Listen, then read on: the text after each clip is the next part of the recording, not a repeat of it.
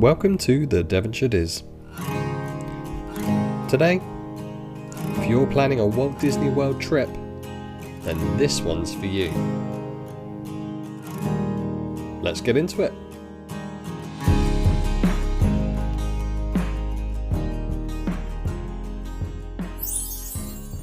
Welcome back to the Devonshire Dis. I hope you're all well. We have entered June in 2026. Can you believe it? This year is absolutely zooming through. As we head towards the halfway point this year, I thought it would be perfect timing to catch up with good friends and discuss a topic which is truly a passion of theirs and so many of us Disney park fanatics out there. To chat all things planning, Ashley, Darren, welcome back to the Devonshire Dis Podcast. Thank you for having us. Yeah, we're honoured to be asked back. Always a pleasure. You always be welcomed back onto the Devonshire Dis. We always have a fab chat when we sit down. Most recently on your podcast, that was a fab chat. How long we gone for? Like just over 2 hours. Probably could have done about 4. Yeah, I think we actually did longer than 2. I think I had to edit it down to 2, to be honest. Yeah. I think it was 10:30 at night and we were still chatting away. Yeah. Yeah. It could easily have gone on to the, Definitely. wee hours in the morning, for sure. And that was only about a week and a half ago, so I mean, what else have we got to chat about? That's the magic of Disney. There is so much to chat about, and especially when it comes to the vast world of Disney planning. The whole premise of planning for Disney trips has become a thing, hasn't it? I don't know if it's the socials or just, just the fact that it's become such a behemoth when it comes to a holiday for so many people now.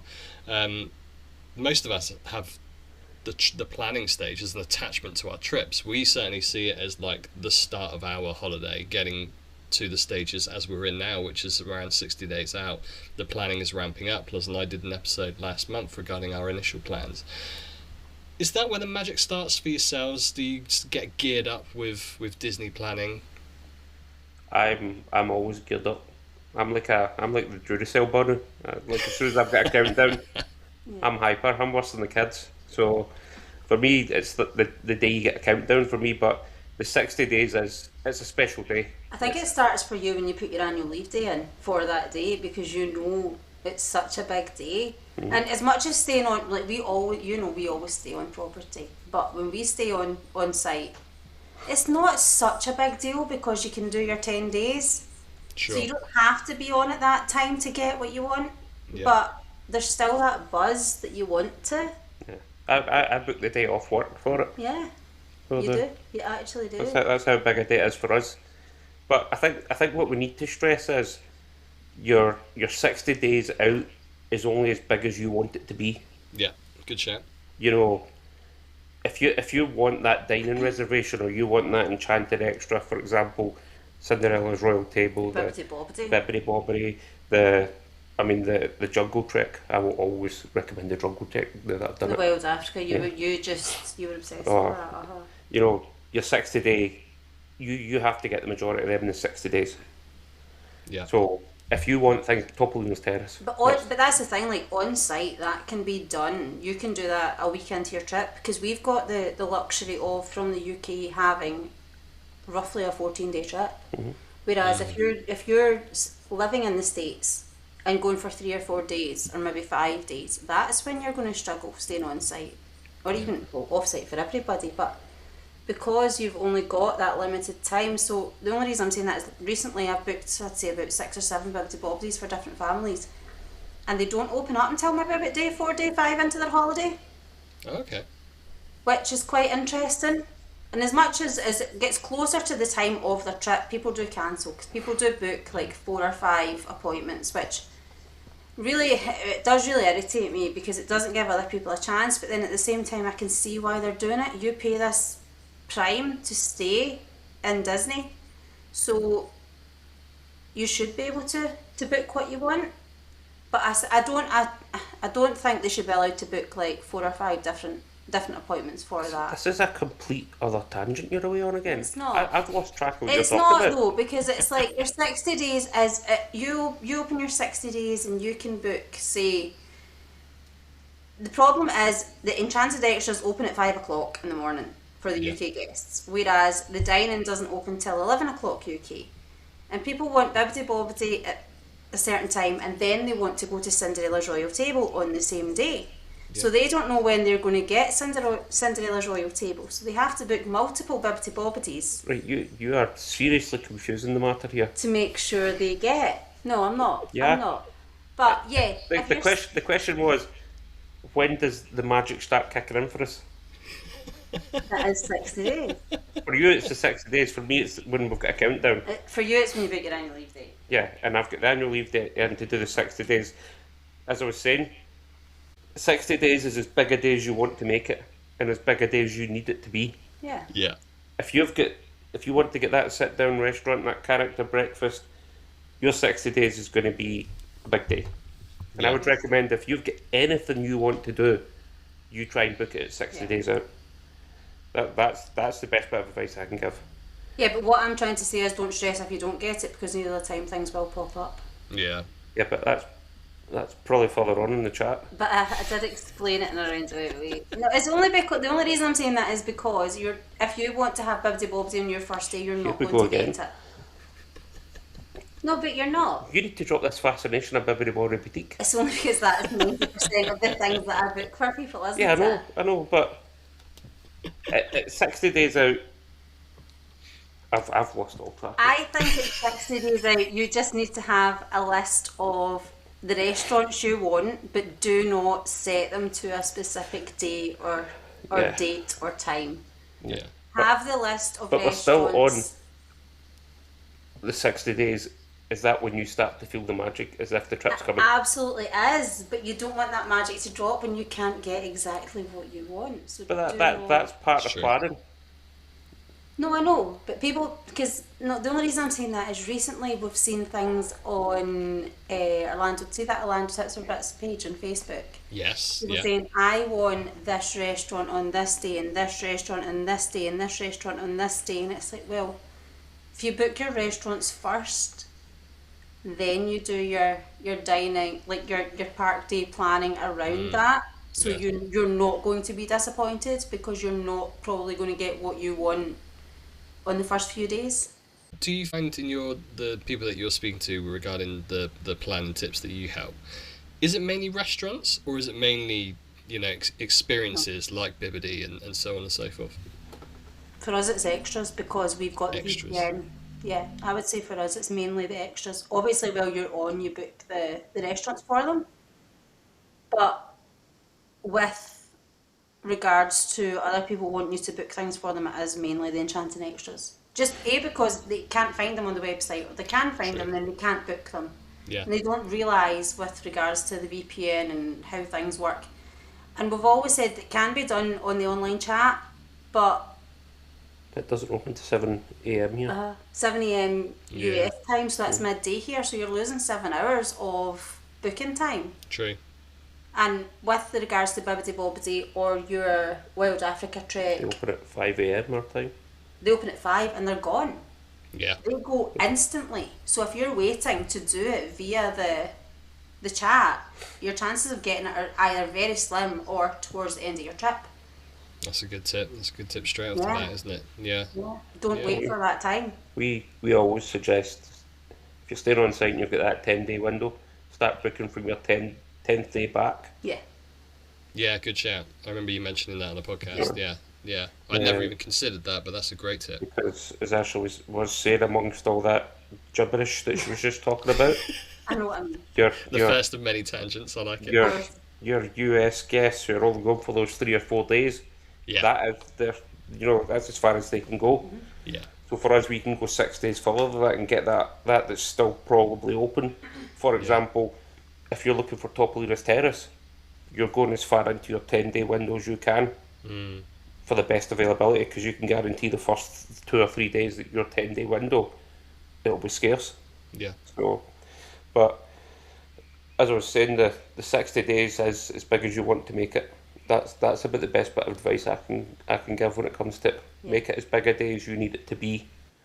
If you want to try and do everything and anything, that's going to be a massive day for you. So 60 days is like a gateway for listeners who haven't experienced it so far, your 60 days, if you're on site, is sort of like your gate to starting to book extras, book restaurants, advanced dining, so on and so forth. But obviously you can't leave it until that 60 days to then start perusing through the availability and the options and think, oh, I wouldn't mind that, and trying to book it, because like you mentioned, if you're doing that on day 60, you might miss out. So Darren, you mentioned the first day of annual leave is the day that you begin to get excited about your Disney trips. When, for yourselves, when does the planning of the 60-day window start for you? Is it as soon as you started booking that trip, you're thinking, right, we got to make sure on day 60 I want to go to this, I want to eat here, and I wanted to have that experience? When does that start for you? Pretty much is at booking, and because we've been so fortunate, and we're fortunate enough to go as often as we do, there's things that we know we want to do year in, year out, so it's always going to be on our list. Whereas there's still things, even in the times that we've been, that we turn around and say, I meant to do that last year, and we completely forgot about it. So you start making that list for us. Well, for me especially, I start making that list in my head as soon as your trip's booked. I'm like, right, we've got our staples. Like, we mention Topolino's Terrace all the time. It's one of the most difficult reservations to get, but it's also, in my opinion, the best character breakfast on property. Yeah. So for me, that's a must every time we go. So that's always in the list. And as we spoke about in our last chat, we both have a soft spot for Garden Grill because we've got the Chippendale there. So that's always for us, and that's always one that we have in the background. And it's one that we've already said with our trip coming up in 2027 that Garden Grill is going to be. We're going to do Garden Grill when we go back. Awesome. So we've already started thinking of that already. And that's more than a year down the line already. But I do think, though, that last year was difficult for us in a way to plan it, because there was 7 of us. Yeah. And I would say maybe about 2 months before our 60 days, we had a planning night. So we always have a planning night before the 60 days. And it's very much, here's a bit like old-fashioned bit of paper, send it round the room, write down exactly what you want to do. We'll put YouTube videos of it on. If everybody agrees, we'll tick it and say, yes, we're going for it. If there's maybe 2 or 3 people that aren't for it, we'll go, well, we'll score that out, because we can do that another time. And I think it's different for us because we always do the quick service dining plan. Yeah. So we don't want to then spend too much money on sit down restaurants. We'll maybe cap it at like 3 or 4 the entire trip. Sure. So it's then them getting the majority vote. That sounds terrible, doesn't it? But that is what it is. And what you have to remember is as well, the biggest party size, it's more difficult to get that availability. Oh, absolutely. Yeah. And especially as we found out, as I've said, like we go quite a lot. And there was things that even we learn when it still comes to booking. Like, we tried to book Lucelia for our last trip for a party of 7, and it wasn't available. They only accommodate up to a party of 6. Right. Okay. On the app. So we had to book 2 separate reservations of a 4 and a 3. As we said, and we talked about it on, was it the last podcast? It might have been one of ours. It might even have been your last one that we did together. I think it was. We just went up and explained it. We went up in plenty of time, and thankfully they managed to fit us in, and thankfully it was a table that the 7 of us actually could sit round. So, that's fair. Why that availability is not online, but yet they've got the table size to do it, I'm not entirely sure of. But just remember that as well when you're going into your 60 days, is that the bigger party sizes, you might need to split your reservations a little bit. But as we've explained, go and explain to the cast members, we've got these 2 bookings, we're actually one party. Can you help us out? And take it from there. But planning nights are my favourite nights, I think, over the 60 days.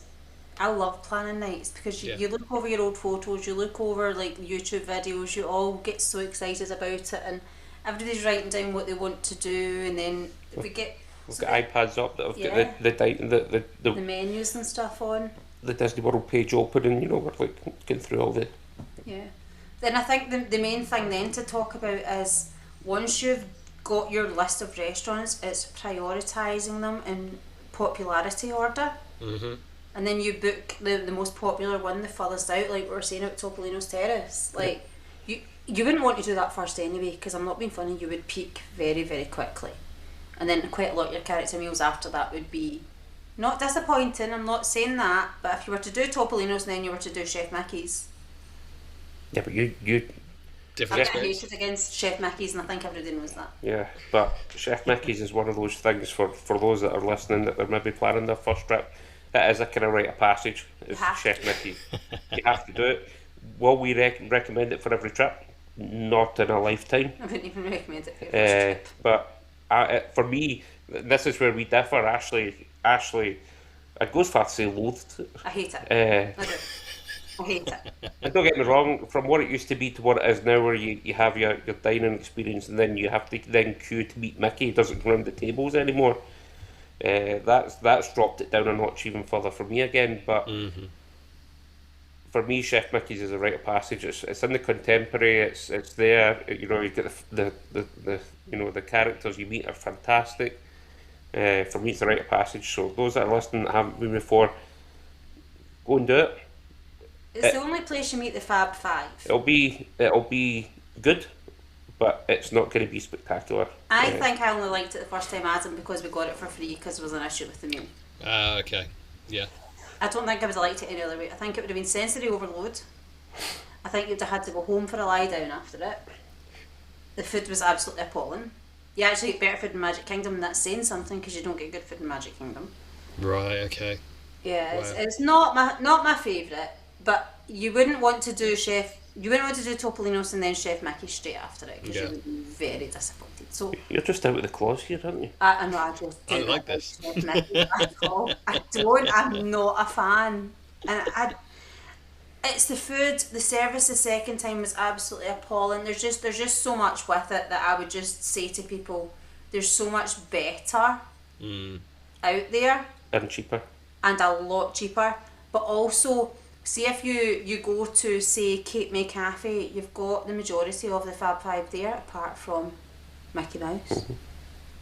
So it's not that big a line anywhere in any park to meet Mickey if you go at the right time. So realistically, would you not rather just go to a better character dining, get better food, and then just wait in one line to meet Mickey? Because at the end of the day, you need to wait in a line anyway to meet Mickey at Chef Mickey's. So Which I don't agree with, but It's very true. If you're gonna pay that premium price for a character dining and ultimately do what you were doing in the parks, what you've already paid for from a park ticket, in having to queue to see the mouse, you might as well just queue in the parks to see the mouse. There's more opportunities, different attires depending on which park you go to is in different outfits. So yeah, maybe that is a good shout. I think it's a good point. You've got so many different options for character dining. If we look at that as a topic for planning, you mentioned source material that you do on your planning. I think that's a great shout for listeners who are considering, where do I find this information? Because you can go on the website and it will give you the description and where to go and what you're going to be experiencing. But to get that authentic sort of review, watching vlogs on YouTube is a great way to understand what you're actually going to be getting for your money, because as you mentioned, a Topolino's, a Garden Grill and a Chef Mickey's as a free, yes, above the door, they all say character dining. They're very different experiences, aren't they? Yep. completely. Very, very, very different. Well, they're both 3 different meal types anyway. So Chef Mickey's is a buffet. So if you would like a buffet and you're just there for characters, Chef Mickey's is a great one to go to. Mm-hmm. Now, I'm going to put that in quotes. I've actually said Chef Mickey's is a great one to go to for that specific purpose. But Garden Grill, you've got family style. So that's easier for parents who have got toddlers and they bring the food to your table. And you've got Chippendale. And you get Chippendale. But also, all you need to do is say, can I have more such and such? And they'll bring it to you. Yeah. You've got Topolino's, which is a la carte. Yeah. But you can tell the difference in the food. Yes. Like that's where Topolino's does come up a notch, is it's cooked to order. You know, the family style's cooked to order as such, but it's cooked to order en masse. En masse. Mm-hmm. Whereas your buffet's sitting out, Topolino's is that a la carte, you order it, they cook it fresh, and you can tell the level of difference. But as Ashley's saying, there are 3 different meal types. And I think that's what people listening who are going for that first time, as you said, above the door it says character dining. So you're expected to go in, get served, meet your characters. But what a lot of people don't realise is those different types of meals that you're going to get. And family style meals, for those that are listening, is where basically you'll get a skillet of, if you're going for breakfast, you'll get a skillet of meats with your cornbread, your waffles. So that's what we mean. That's just put in the middle of the table. You get plates and you help yourself. That's what we mean by family style. I know for a lot of listeners in the UK, that's an unknown term for us. And for example, Ohana with Stitch, it's family style as well. You know, just to kind of, you know, so make sure you're doing your research about your meals and what kind of meal is going to suit you as a family. As Ashley says, if you like to just pick and graze and take your own leisure, you know, a buffet style is perfect for you. Cape May Caffee's a buffet style, but it is a touch of a la carte because it's got like an omelette station, etc. as well. Yeah. So what sticks in my mind, and it wasn't a Disney holiday, it was an all-inclusive holiday we did somewhere, and there was a mum who was carrying her little one at a buffet on her hip, and she trying to balance 2 plates. Ooh. And she was trying to get her food and her daughter's food, and she wouldn't leave her child. And it's like, well, you need to look and see, would a buffet suit you? Like, just as Aaron was saying, if you're having to take your child up who's refusing point blank to walk to the buffet, is that worth paying the $60 price tag?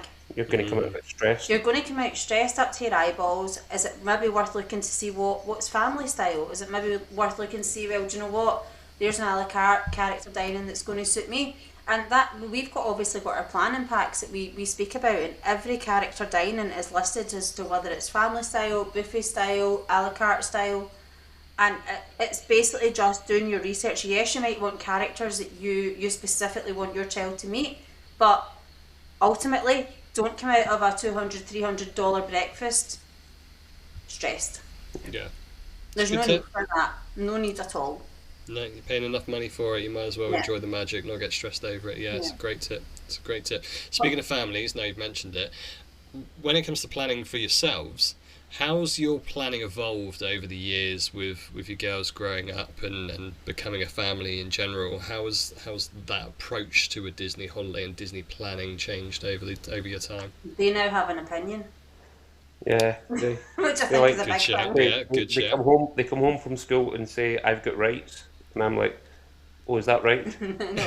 So, no, I think they just. So we've actually touched on this before, and this is not what you've just said. But see, if we were to drop our kids anywhere in Disney World, they would get themselves back to Pop Century.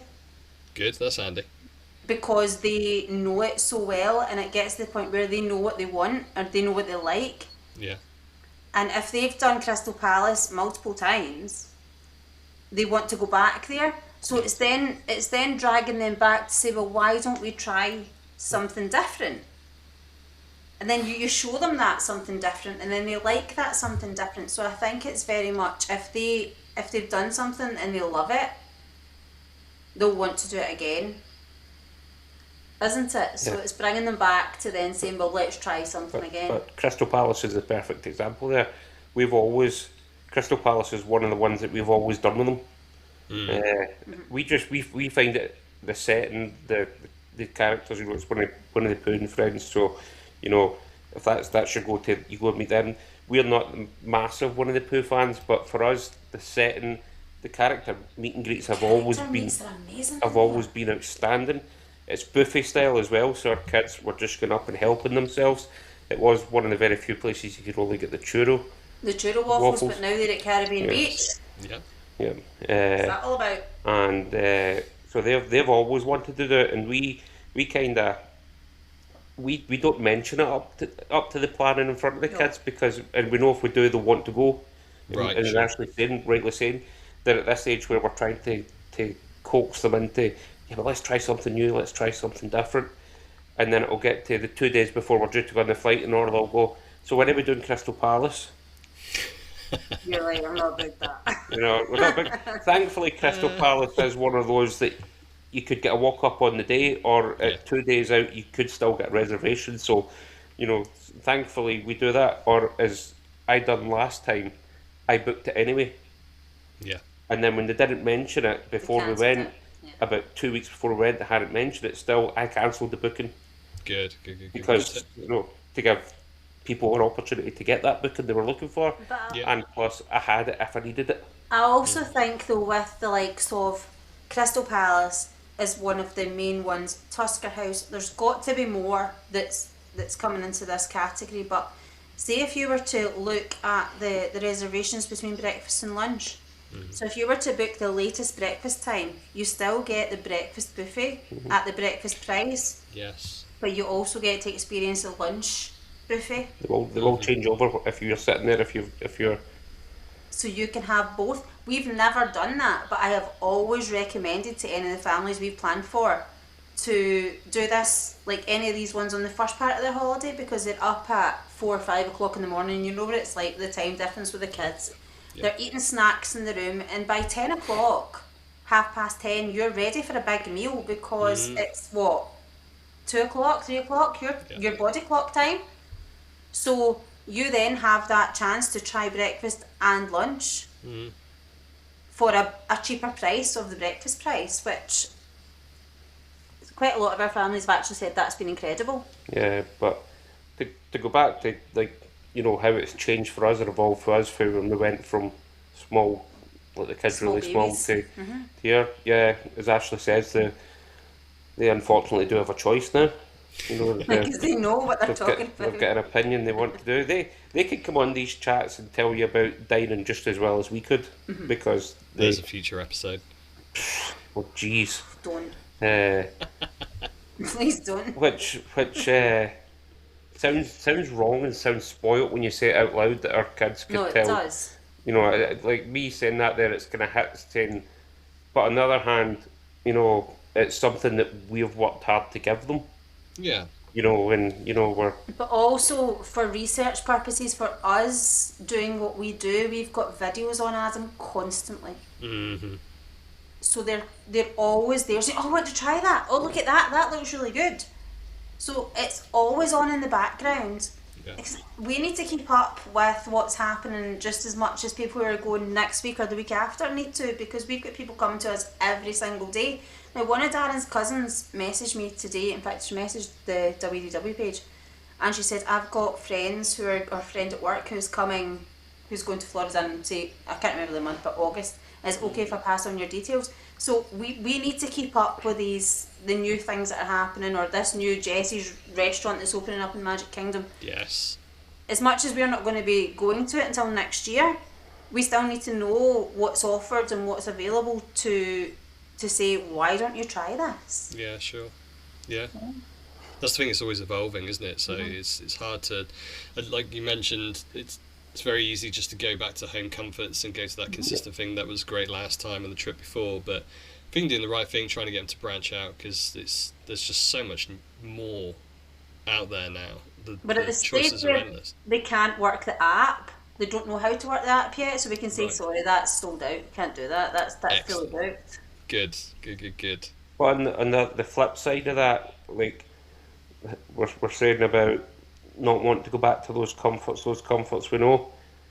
Disney is an expensive place. We can't get past that. It is an expensive place. Absolutely. So Yeah. to go somewhere like Space 220 Oh, and for them not to eat anything or Yeah. enjoy anything, you know, that's an expensive waste of money. but that's why I would always advise people against booking that and booking the lounge, because you can book it, like you can just have 2 appetizers. Which is Rather good than- to try and then try and get it later in the holiday or your next trip. But yeah, for us and the kids, we need to keep that in the back of our minds. You know, what if they don't eat anything and I'm paying this and then we come out here and I'm going to have to get them another meal, which in the dining plan isn't such a big deal. No. But, you know, thinking of it that way, a bit, you know, But people... you've still basically wasted a lot of money, because you have to pay for your child regardless of whether they eat or not Yeah. at these places, and I think that's something that needs to be there's been a few questions recently on, I keep talking about this Orlando Tips or Brits, but that's where we get all our content from, really. When people are saying, like, all these questions about, oh, this meal or that meal or such and such, so I'll think, right, well, there's been a lot of questions about that, so I'll do a post on that. And someone's saying, well, if I want to go to Space, speaking of Space 220, that's what reminds me of this. I want to go to Space 220, my husband wants to go to Space 220 in the restaurant, but my daughter won't eat anything, do I still need to pay for her? Yes, you do. Yes, you do. Unless you go to the restaurant. The lounge. But the lounge is a seat away from the restaurant. Yeah. There's no difference. Yeah. It's half the price. We had a great trip when we went there. We went into the lounge. We had the I think they were shrimp tacos, and they were amazing. And like you said, we didn't pay a premium to be in there. They still got to enjoy the whole experience of going up in the lift. Still enjoyed the projection that's on the screen. Penny actually had the kids menu, which I believe is the same kids menu in the sit down. You can still order that in the lounge. So Penny still had her like spaghetti pasta, I think it was, on the lounge sort of area. So she was full. She had a decent meal which she was going to eat. And we got to experience it at half the price of the sit down. It's the same as the Tampere Lounge in the Polynesian. If you go to the Tampere Lounge after 4 o'clock, you don't have to pay everybody's price for Ohana. Well, obviously character breakfast is only character breakfast. There's no characters at dinner. So if you go to Tampere Lounge, which is right beside it, don't get me wrong, you might have to wait for a table. You can get those noodles there. You can't book, but you can still get the pot stickers. You can get the noodles. You can get the wings, you can get just about the entire menu. The bread. I don't think you can get the bread. No, the bread pudding. No, the bread pudding's good. Good, yeah. I've not had that yet, but everyone raves about it. Yeah. The ham and the breakfast is amazing. the ham was outstanding. But it was Cape May Cafe, the bread that they brought there. It was like almost like a kind of cinnamon bun style with like... Oh, it was that's those bread bun things that they give at the beginning of that are worth going there alone for, in my opinion. It's the same as Woody's Roundup Rodeo. The bread at Woody's, I just do that at home. I do. I put it in my bag and take it home and ask for more.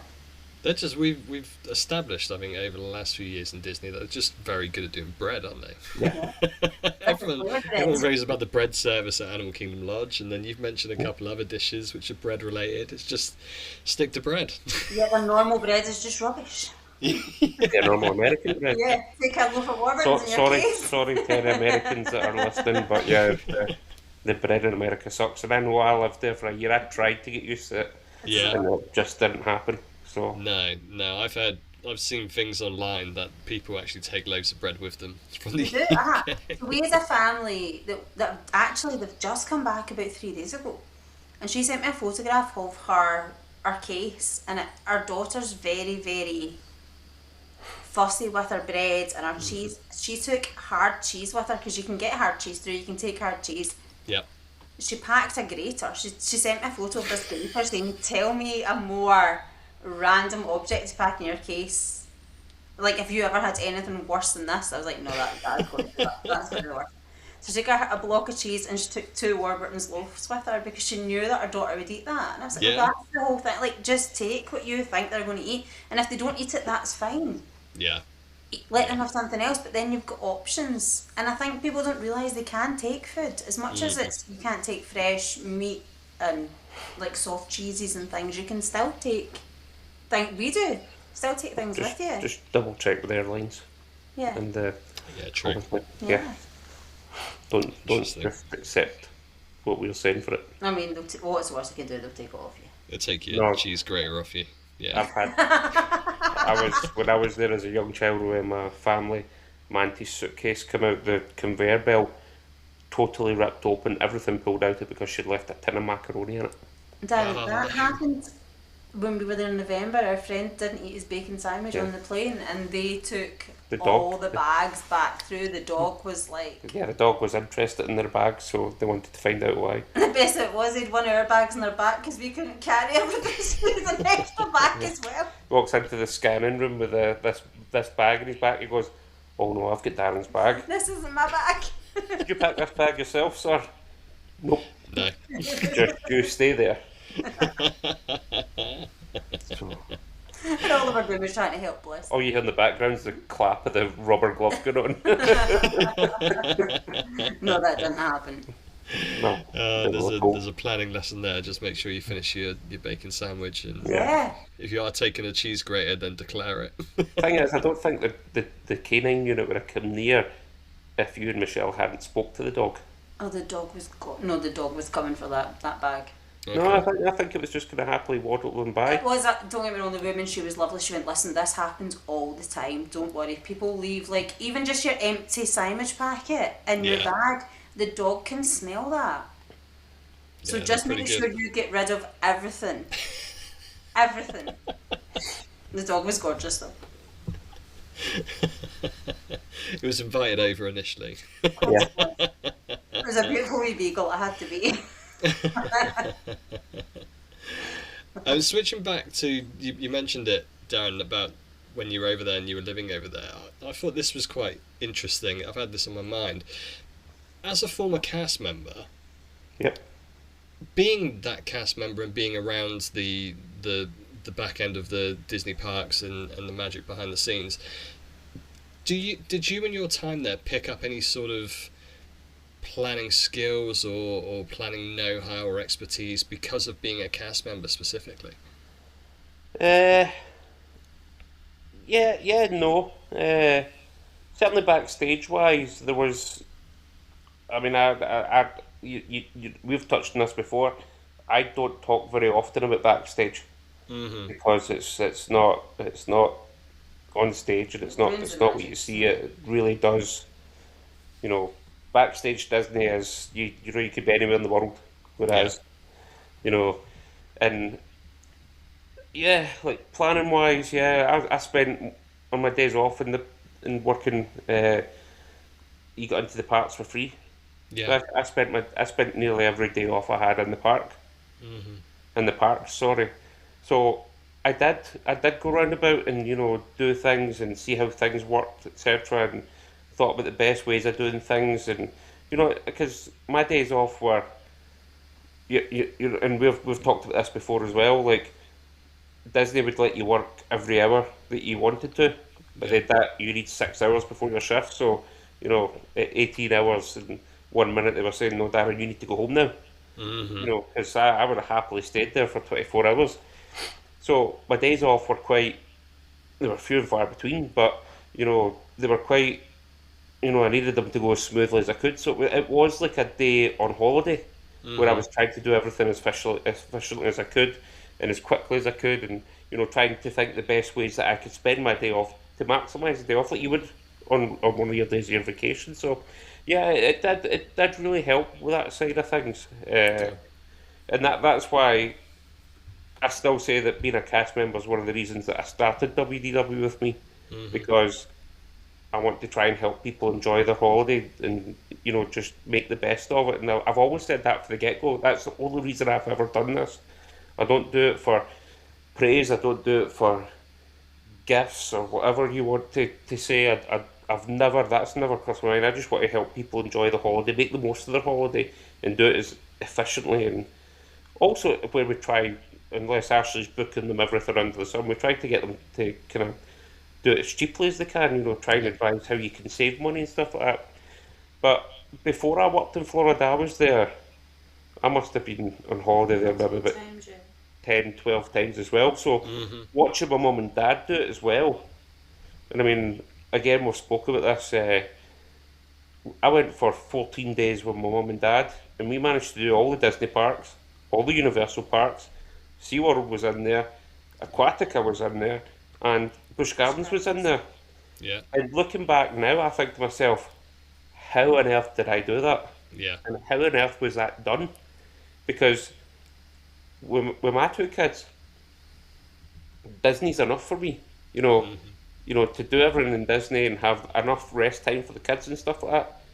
And I don't ever remember being absolutely shattered or burst while being in Florida with mum and dad. But I think that might be because I was young and I had the energy that I don't have now. I think age plays a part in that. So yeah, cast member wise, and Backstage, not so much. Backstage doesn't help with anything towards planning and stuff like that. But being a cast member, being there for a year, living and absorbing it every day for a year, and my knowledge had to be high because I had to. Even though I worked in Epcot, you had people asking about Animal Kingdom, you had people asking about Magic Kingdom and Hollywood Studios. My knowledge had to be up there. Yeah, And sure. I took pride in that. As we've spoken about before, there was people I worked with that were there for a year holiday. Mm-hmm. And as little hours as they could, they didn't give the guests the services that they should have been given or the guests deserved. And I took pride in the fact that I could advise a guest on Hollywood Studios even though I was standing in Epcot. I took real pride in that. Yeah. So that side of things and working there and being in the environment did help with planning and the knowledge that I have now. So yeah, I'm so grateful for that year I got to do it. And as I always say to people when they listen to me, if you get that opportunity to go and do that, go do it. Yeah. I would advise it to anyone. Just don't go backstage. I wondered if you were told backstage, like, okay, there's a certain time of day where you're going to get the hottest turkey legs. No. So you know at 11:30 that you've got to be in Frontierland to get that hot turkey leg. Yeah. Turkey leg, I don't get it. No, I'm Yeah. saying, and it can't be turkey, surely. That I've seen the turkey's leg, and the turkey's leg doesn't look that big. No, they're huge. They're massive. It's not a turkey. There's no way that's a turkey. Turkeys can get quite big. Not as big as that. That is like a horse. Oh, you never know, like the horse. It's like a horse leg. It's huge. We saw it actually saying that we saw a turkey walking down the car park in Saratoga when we were over there in 24, and you looked like you could ride the thing. It was that big. So yeah, I do take that. See if you do the next time when you go on your next visit, please video it. Yeah, I'll give it a go. Turkey racing. Take a lasso with me. A wee saddle for the kids. Talking of the resort, I believe the cheeseburger spring rolls are now at your Yes. home resort. They They're are indeed. disgusting. Don't try them. They're... Blech. We've got to sample it just to say we've done it. We've No, you got have to to say they're disgusting and agree with us. do If you don't, who are you? I love a Yeah. cheeseburger. I'm intrigued to see how that tastes once it's packed into a spring Nothing roll. like Yeah, that. in our opinion, it doesn't translate well. Really? No. Yeah. We'll But- give None it of a the go. spring rolls do. But we are very, very, very much in the minority. Well, no, we are. We really are. Yeah. It's a very unpopular opinion, Yes. isn't it? It's almost like my don't waste your time in Guardians of the Galaxy. And mine Opinions, don't go to yeah. Chef Mickey's. Yeah. I've never been to Chef Mickey's, and from what I've heard, what you're saying is pretty commonplace. A lot of people say it's a little bit chaotic if you want to go there for your first character dining. But I think if I think back at character dining from say like the 90s, that's how character dining was. Yeah. Yeah. So maybe it's just a little nugget from the past that's lingered on a bit. I think it's just very. It's so popular that they don't need to try to get people in. That's pretty much hit it in the nail, I think. With Chef Mickey, I mean, as Ashley said, we got our first meal for free in Chef Mickey, and it wasn't actually anything to do with the meal. No, It was the most random thing on the planet, and I don't know if we've told this story before, have we? I think we have somewhere, but I don't know where. I mean, it was breakfast time, and I love a Joffrey's or two or three or four. Absolutely. So I'd used the last of the milk, and they came in a little kind of like silver jug thing. See the little jugs that you get that you lift the lid up and you pour it, and then as soon as you put it down, the lid kind of seals it again. And Oh, yeah. it's Yeah. cold, like a wee metal one like that. It's like a wee tiny one of that, and I'd asked for a new one, and the cast member who at that first meal was She was brilliant. outstanding. In my opinion, that's one of the biggest downfalls in Chef Mickey's, the level of service. But as Ashley's rightly hitting the nail there, I would say that it is the fact that they don't need to try as hard, which is disappointing to say. But as a former cast member, it hurts to say, but it might be true. But anyway, this little jug came out with the fresh milk on it, so I was using it, and I must have got down to about a quarter full of it, and I noticed inside there was a clump of, like, for lack of a better phrase, it was like Congealed? black black jelly in the inside of the, in the milk I'd been drinking. Nice. So I simply said to the cast member, I said, look, can I get some fresh milk? There's something in the side of there. That was it. That was all I said. Yeah. And she was like, oh, I'm so sorry. And I was like, look, if you can get me some fresh milk, that's all I'm looking for. Yeah. So she went away and she brought it back out. She brought me some fresh milk. But then half an hour, 45 minutes went by after that. Yeah, we were finishing our meal. And as always, and as it is in America, 9 times out of 10, you do have to ask for the check yourself. They don't just bring it, or... Well, the last time on Chef Mickey's, they kind of gave it before. She gave us it before we'd even went up for the food. So she brought it out, and she goes, "That's been taken care of." I'm like, "Sorry." She's like, "The meal's been taken care of," and at that point, a supervisor came over and explained, we apologise for the milk. We've taken care of the check, and this was a $500 check because there was what? Wow. There was 7 of us. Yeah.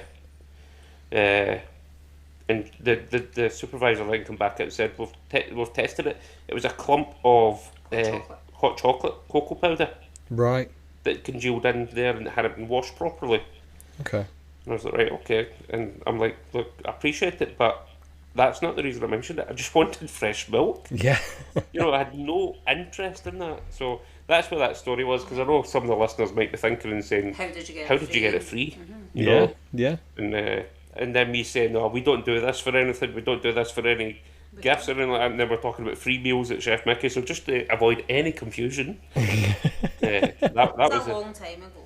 We did leave the cast member a really good tip, She did. because obviously, that was affecting her as well, that meal wasn't getting paid for and stuff. Oh, absolutely, yeah. So we still left a really, really good tip. But we also, the second time we were there, like, you know what kids are like, they spill everything. And to be fair, it wasn't the kids that spilled something, it was me. Oh, okay. I had to deal with the kids. See how she started Oh, that? well, yeah, no, Spill everything, yeah. but it was me. I know it was, because I was reaching over to then try and cut something for somebody and spilled stuff. And our server actually looked at us, rolled her eyes and walked away. And then come over and threw paper towels at us. She left us. And I was like, what? Like, there's stuff everywhere here. We need a wee bit of help. It wasn't overly busy. No, but I think we've spoken enough about Chef Mickey's. Yeah, let's leave it at that. It's the best in the world. If you're planning Chef Mickey's, then it's one way or the other. Yeah, it really is. It's Marmite. It's gonna go one way or the other for your visit. We can't put it any other way than that. That you've pretty much hit it in the head there again. Yeah. That, It's Marmite. It's gonna go one way or the other.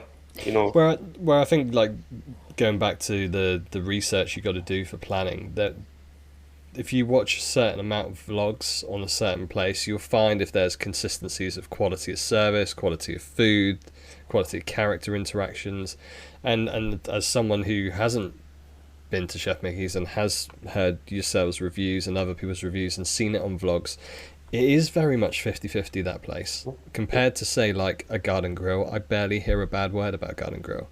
We went to Hollywood and Dine in Hollywood Studios. We did the Fantasmic dining package. So we got the breakfast, that was buffet style, characters, and then we were able to get reserved seating for Fantasmic in the evening. And that was a buffet style character experience, and it was fab. The character interactions we had, they spent a load of time at our table. They did a little dance intermittently, and they came round to the kiddos and like got them out dancing with them as well. Had a great interaction with Goofy there as well. So it goes to show you can have incredible experiences at these places. It's one of the very few places where the characters normally come around twice or 3 times. Yeah. It doesn't happen at every place.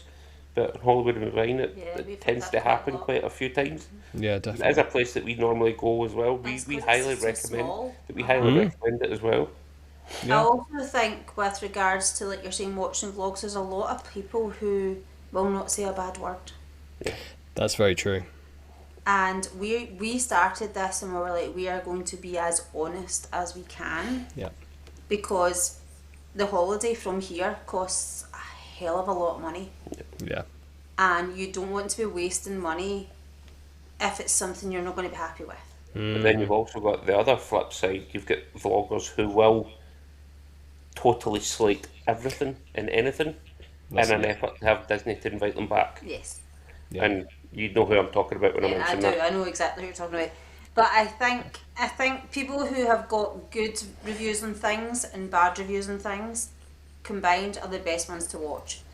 Like we've always said, Be Our Guest, we loved that when it was on the quick service Yes. dining plan for breakfast and lunch. Yeah.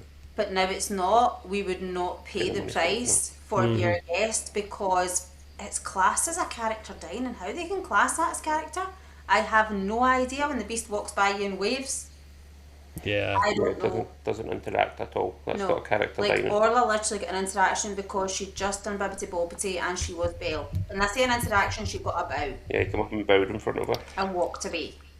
For the Which for the is cost, you okay. want a little bit more than the bow, don't you? Yeah, but even at that, for the beast to do that, that's a special moment himself. Yes. The beast has noticed. That was only because of where our table was situated. We and got it was very on lucky the that walking day. path. Whereas Yeah. it doesn't go like a character dining, they go round all the tables. Yeah. He has a walking path he has to go to. And that's another thing with our kids getting older. So the day before that we were in Crystal Palace and it was the same character attendant that was with Winnie the Pooh, that was with the Beast. And Ayla being, oh God, what age was she at that point? 9? Went, I thought that man was with Winnie the Pooh. Yeah, I thought that man looked after one of the. Why is that man now with the Beast? Mm-hmm. And Yeah. you're like, got to kind of juggle these things now, haven't you? One thing that from my cast members' day that we did get trained very well in was how to deal with questions like that. Yeah. But then you need to teach parents how to deal with questions like that because Yeah. Share and that because knowledge. the older this is another thing you need to deal with because it's like, well, I've just seen, because if you're park hopping, I've just Yeah. seen that character in this park, so why are they there? Somebody's Yeah. an imposter, and you're like, how do I explain this to my child who's telling It's me true. one of them's an imposter? It's true. So it's having these, like, if you're going with a group of people, we spoke about this beforehand last year. We thought we were going to get these questions and we all gathered around the same answer so that if they were going round them all, we could say the same thing. Consistency's key. Yeah. Yeah. And I think that does help because the questions did get asked quite a few times. Why has Pluto got a zip up his back? Plan, we're obviously sitting cold. chatting about planning that is That and is a will plan. have to be part of your Uh-huh. plan if you're It going has to with be. Absolutely. young children. You know, to have these answers, quick fire answers in the back of your head, and have a thing. I think one of the most important things that we need to talk about in planning as well, and I know we've spoken about this. That this is predominantly about 60 days out and stuff like that, but for me and a cast member, it was drilled into is about child safety and stuff like that. If you are going and planning this trip, please make sure that you have that chat with your children at the beginning of each party. And it's a hard topic to talk about because you don't want to have the chat and you don't want to think happening. If we get separated, Mm-hmm. you find someone with a cast member badge and you ask them, I've lost my parents, because in Disney, There's no lost children. and again, this is a cast member training, there's never any lost children. The only lost children are Peter Pan's. Yeah. So it's all lost parents. It's always lost parents. So we have the chat with our children. If we get separated, find the nearest cast member and tell them where we have told you that we're going to go if we were to lose you. So pick a place in the park. Mainly it's park icons we The pick, Peter Park icon, but some of the park icon, like Cinderella's Castle's huge. So we specify, you know, and we're fortunate our kids know the bits that we're normally talking about, so we specify that. The cast member that you meet will know where that is, so just make sure you have that chat with your children. I just wanted to mention that because it is That's something great. really important. And to be honest, kids see things and they just beeline for it, don't they? Oh, absolutely. Yeah. Yeah. Something that just catches their eye and they're gone, and it's a split second that can happen in. So I mean, you think of the stampede down Main Street after the fireworks. You know, it can be that stampede for the Lion King. I was about to say reminiscent of the Lion King. Yeah. Yeah. Can be. We're not having the images of Simba and Mufasa anywhere here, No. but you know, No. we'll but that's quickly. exactly the same as pretty much what it is. Yeah. At the end of Phantasmic, when they take you down 3 different paths, you're like, whoa. Yeah, The kids yeah. could quite easily sway. So just make sure that chat's had with That's you. always our chat on the bus or the Skyliner or whatever transportation we're taking. That is generally what we speak about. Is And, Yeah. and for those people who are going their first time or their first couple of times, have that chat each day you go into the park. Whereas we're quite fortunate that our kids, as Ashley's already touched on, if we were to lose our kids, we could easily say to our kids, if you get lost, go back to the hotel room. And wherever they are, they'd be able to do it. But that's because they've been and can do that. If we stay in another hotel, would they be able to do it? No. Probably No. not. But just to have that, if we're in the park, we will say to them, you know where to meet us. And we'll ask them, where have we told you, in this park, we're in an Animal Kingdom, where have we told you to tell the cast member we'll get you? And they'll recite it back to us. Yeah. So it's just one of those things. And as I say, being a planning kind of discussion and stuff like that, I thought it was quite important. It does just need to be planned into it, yeah. It does. Oh, and it's one of absolutely, those chats that you don't want to have. It might never happen, it might not happen to you, but if it does, you need to have that. Yeah. That focus on that's where they're going to be, so that's where I'm going to stand, and it can make or break your day, can't it? Like, not having that chat, like, you could be spending hours trying to find your kid, but if you've told them this is where I'm going to be if you get lost, they can say to somebody and then it'll be resolved in an instant. Meet me at the big tree. Yeah. That's perfect. Oh, well, in Animal Kingdom it is that, the entrance to Tough to Be a Bug. That was where we always said to meet. Or Tower of Terror, or just there's always something that we say. Yeah, Good shout. in Hollywood Studios it is the Tower of Terror. the wait time at Tower of Terror. Hey, it's called Walt Disney World for a reason. It's a vast place. It's a vast place. It's not a bad fail-safe there for sure. Yeah, I think that's a great tip. Sorry, Great I've tip. just put a downer on things, but No, I've just, you've just been off on a tangent. It's normally me. No, it's reality, isn't it? In a place where it's highly populated with people, and like I said, shiny things all around to take the interest of kids. It's an important conversation to have. Yeah, I think that's a great It's shout. taking it back to it's not all just pixie dust and magic. This is it. Yeah. There's This is it. reality in this, and it is family life, and people will have meltdowns, people will get lost, people will need more toilet breaks than normal. You just need to go with the flow, don't you? Yeah. see more domestics anywhere else in the world. Very true.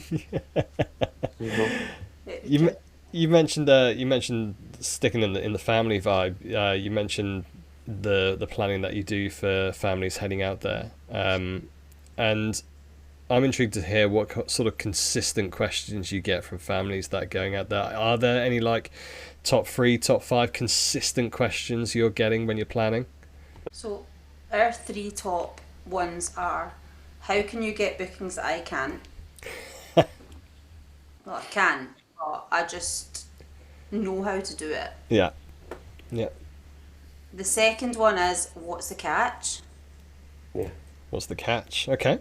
That seems to be, now this is nothing to do with bookings, this is just people thinking we're at it in a way, We're gonna like charge. we're going to charge whatever for it. Are you going to No. make him sit down and watch a 45-minute presentation and sign that's on the what it dotted feels line? like. Yeah. Okay. Or the third one is, I want this, that on these days, like we discussed before.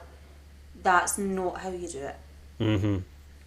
How do you change a person's mindset, shall we say is the word, when they do come to you and say, look, I've got 14 days and on day 1, 2, 3, 4, 14, this is how I want it to play out? So that's when I'll say to them, I have booked X amount in the last month, and for, like we spoke about earlier, the first 4 or 5 days, I would then book the less popular things. Because I know I have access to so many accounts. That's the thing. Like if we are doing your bookings, we need your username and your password. We can't do it any other way. There's no other way to do it. If you were booking through a travel agent, they would do the same thing. Sure. Like the US travel agents, they need all your details. Yeah. So for me to say, well, I have booked for 4 people in the last 3 weeks, and I couldn't get Topolinos in the first 3 days, so you having that on day 2 is not going to work. Well, And then we can try, We could try for it, yeah. but I'm advising you on, and we it's something that, sorry to jump in, there's something that we'll never tell someone how to do their holiday. Well, Yeah. advice. We'll advise them on how we would do it, or how you should be thinking of it. We'll never say to someone, no, that's wrong. You'll never hear us say that. Yeah. No. There's one thing that we say that for, but I can't remember it off the top of my head just now. Don't do that. We say, don't do that. I can't remember it off the top. Book Chef Mickey. Chef Mickey's. I knew you were going to say it. No, we're advised doing a bit of research into Chef Mickey's as a professional answer. No, there's one thing that we say they've said a few times. We'll not tell you not to do much, but we will tell you not to do that. And I can't remember off the top of my head. But if somebody was to discuss it, you'd say absolutely not. That's the one. But we will never tell people how to do their holiday. That's not what we're here for. No, what I would say would be, right, I'll try for that, but I'm going to book it later in your holiday as well. Yeah. Good shout. You have a free day here, so I'm going to put it in there because I know for a fact I will get it there. Mm-hmm. But I'm not guaranteed I'm going to get it on day 2 of your holiday. If I do, brilliant. But should plan. 90% of people say to me, do what you think's right. Good. And I will plan it the way I think it is. It should go. And if they're not happy with it, which nobody's actually come back to me and said they're not happy with it, they say, oh, that actually makes more sense than what I had planned. But I think that's because we do this every single week for people, and we can see how it plans out when they're there. Well, there was a few weeks there where you were doing it every day for some Every people. single day. Yeah. Every single A day. booking form for each day. And I think that's why I can get bookings that other people can't, because I can do it so quickly. Yeah. Because you know the app or the website inside out. But also because we pay for the VPN, if we book it via the VPN, like the US website, you can see the green, we've spoken about this before, the green dots on availability. Yeah. Whereas the UK website doesn't do that. Yeah, sure. So you can do it so much quicker. But I do think that when people say, but I want it on this day, well, that's fine, but I'll try. I might need to book it if you've got a party of 3, I might need to book it for a table of 4. But that's okay, because you don't need to alter it. If you turn up with more people, that's when there's an issue. Yeah. So you can say, if there's a table of 2 but there's 3 of us coming, well, that's not going to work. There's a table of 6 but there's 4 of us going, that's going to work. They're never going to charge you for these 2 people that don't turn up.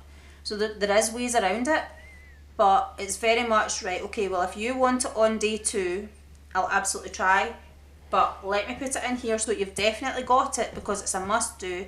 We also get people though that want to do the bookings themselves, which is fine, but they say, can you prioritise this list for me into order of booking? So I'll say to them, well, if you want to do Topolino's, book that first, but you're not booking that to the second week, but book the second week first.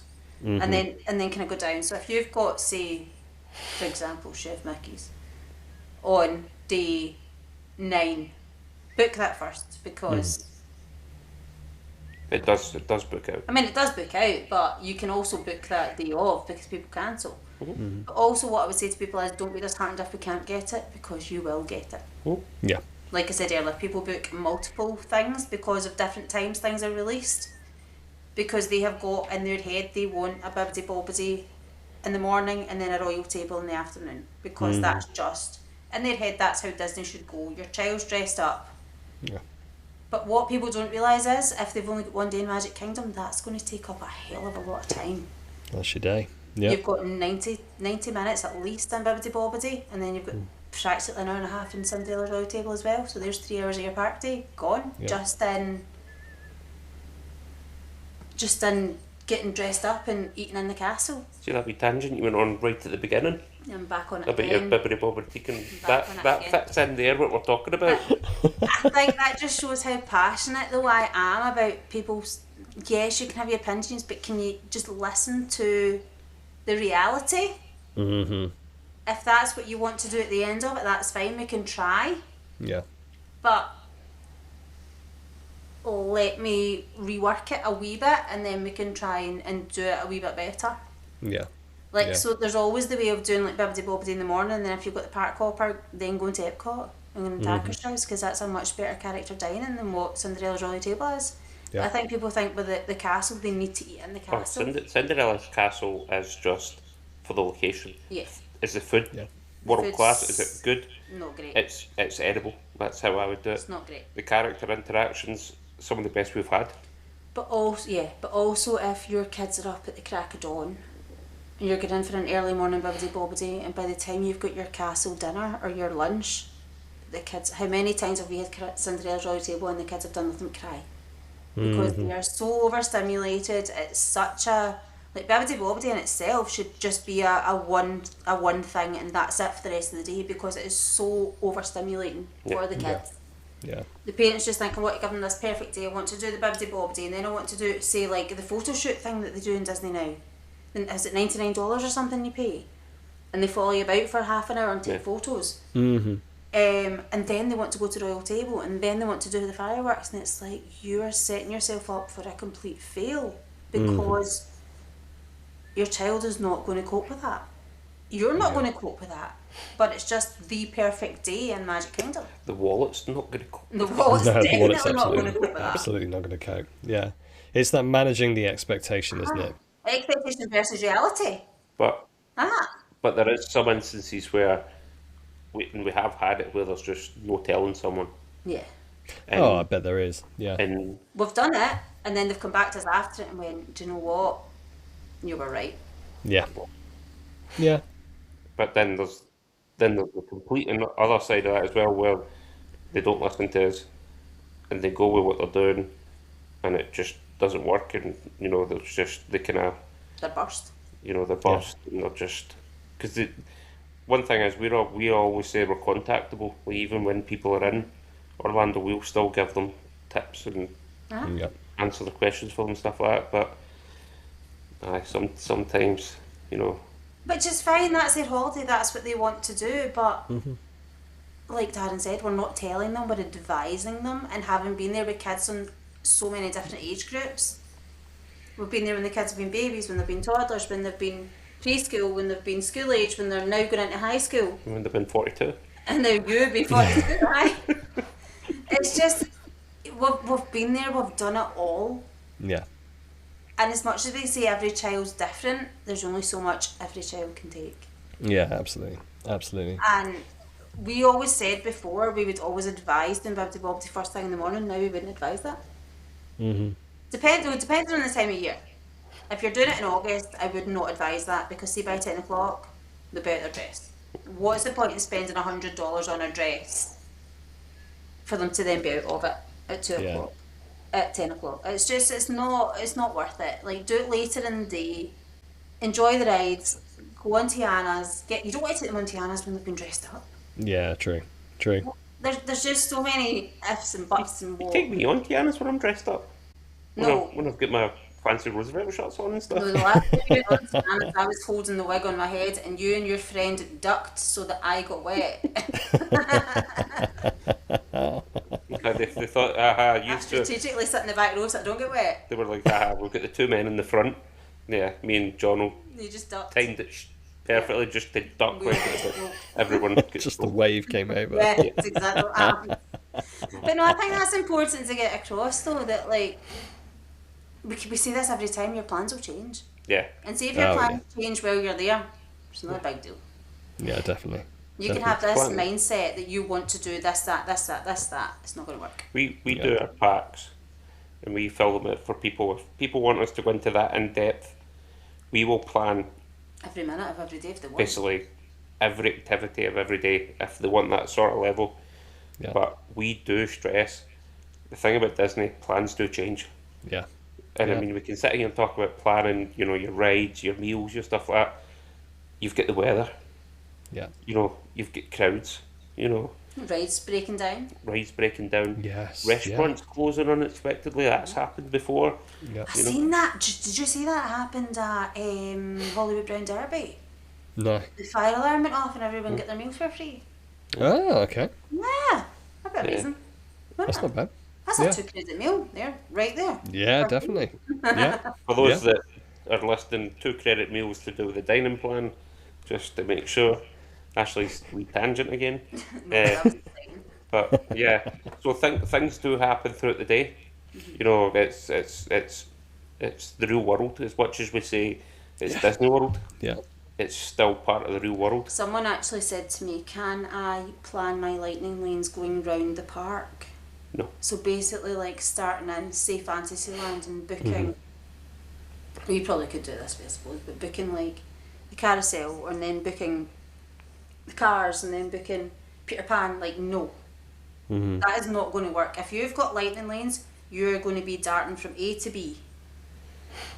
And people, they won't accept that that's how it's going to be. I saw a meme one day, and it was the Magic Kingdom park, and it said, when Disney had Fast Pass Plus, and it showed you your line that you walked, and it was a red line, and it went from the left all the way around the park, and then back. Circle. Yeah. And then it showed you lightning lanes, and it was just like a red scribble across the back. And unfortunately, it's true.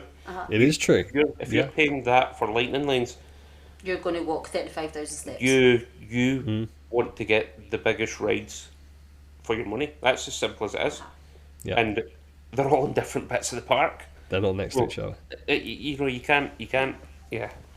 I miss Fast Pass. No, but that's what she said. Same. Why can I not do this? And I said, well, because you can only book 1 tier 1 and 2 tier 2.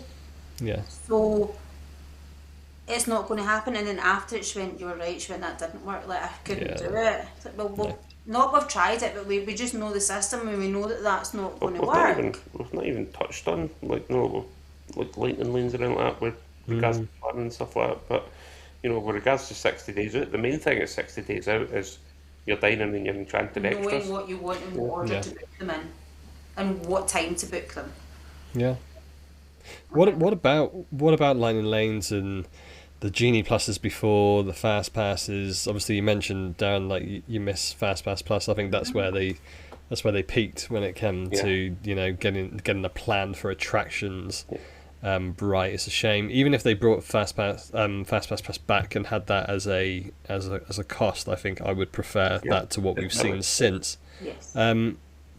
But you must get questions regarding lightning lanes and whether multipass is worth it. And what's your take on the additional cost for attractions?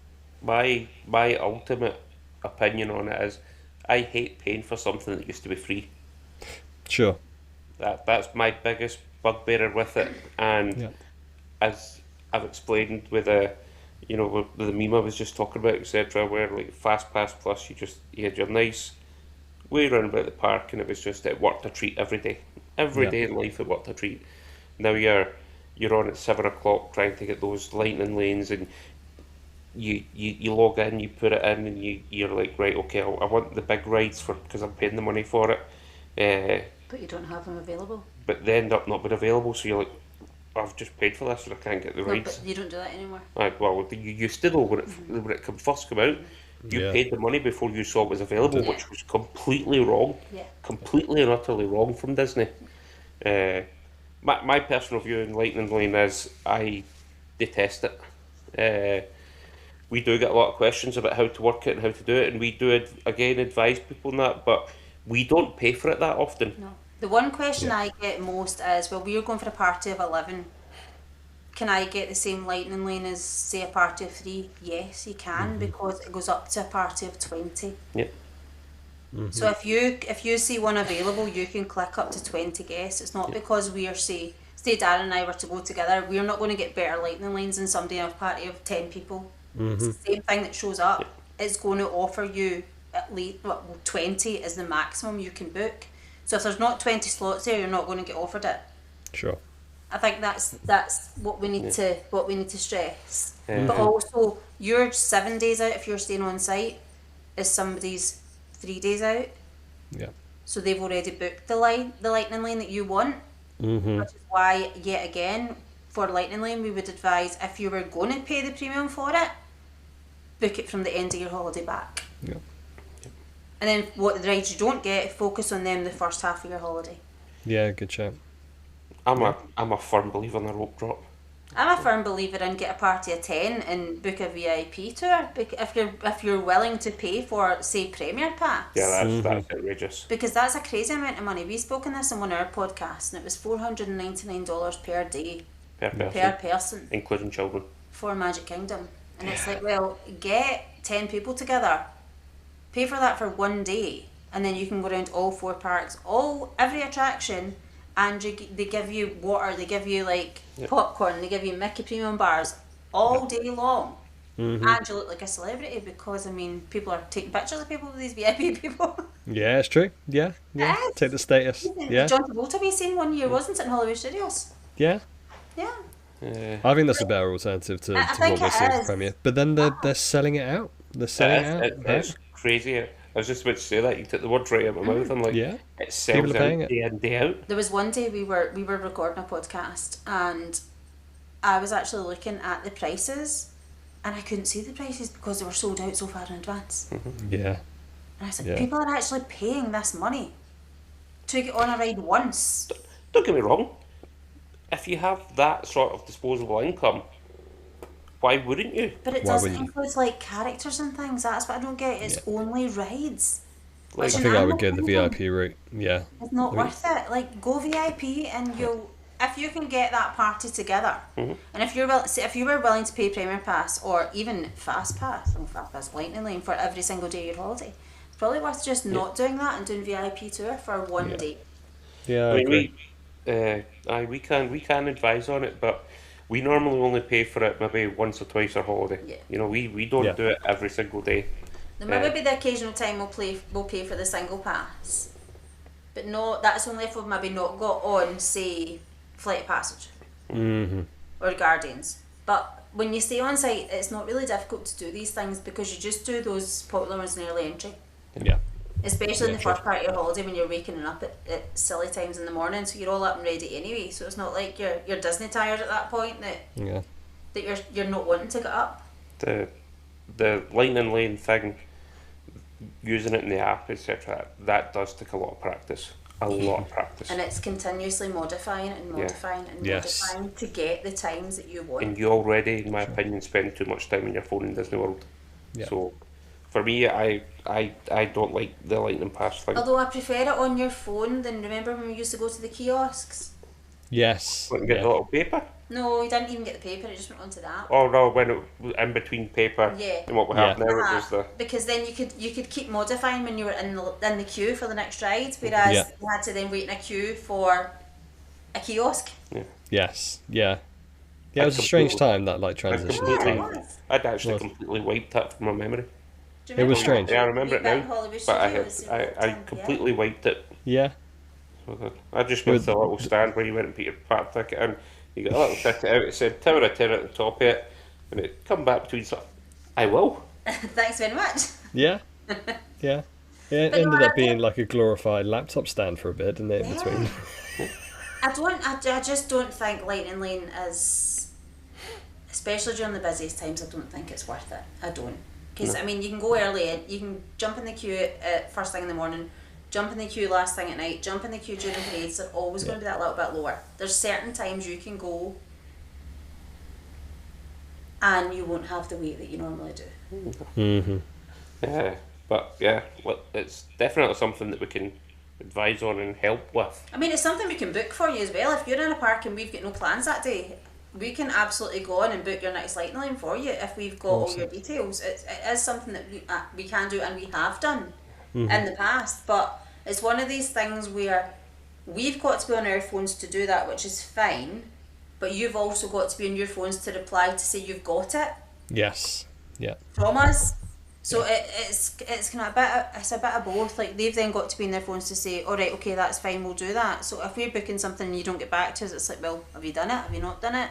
Yeah. Like, it's kind of a two-way street with us. We're willing to put the effort in if you are going to, and we appreciate it's somebody's holiday, they don't want to be on their phone all the time. But if you're asking us to do it, we need the correspondence pretty much straight away to say, Straight oh, away. that's great, thanks very much. Not that we're looking for thanks, but just so that we can acknowledge the fact that, or you can acknowledge the fact that we've done it for you. Yeah, definitely. Before we then book something else, for them to say, right, that's us checked into this, can you book something else? Yeah.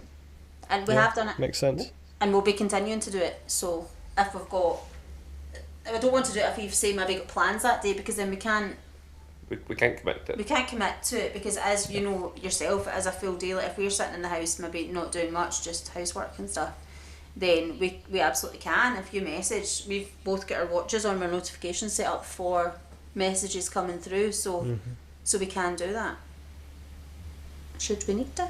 So your booking form that you come up with for the 60 days Oh, I out, had to. The bookings were getting out of control, Adam. It was like people were messaging saying, can you book this on this day for me? I was like, yeah, I can. And I thought, no, I need to do a booking form because Yeah. we only take on one booking per day.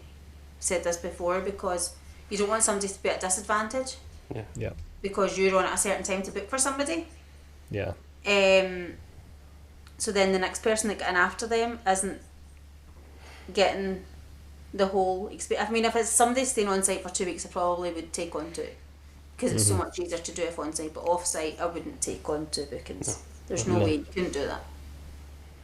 Well, it works both ways, doesn't it? Like having a booking form, it helps you out in what you need to do at what times, because you know the timings, you know when you need to be on to get these things sorted. But also from their perspective, actually jotting it down might give them the realization of, well, actually, no, we're doing too much here, or, well, actually, no, we can add another thing here because we've got a bit of a window. So it works both ways, doesn't it? I think it's also best to book more than what you need. So you know you've got bookings, and I don't mean booking 3 of the same thing. I mean just like booking a good few different restaurants, because 60 days out, how do you know what you're going to want to have? It is a strange concept, right? Yeah. Isn't it? Like, oh yeah, I want to have a Japanese that night. If you're in Epcot and you book Teppanyaki, like, yeah, like you don't know if you're going to want that night, but you have to book it.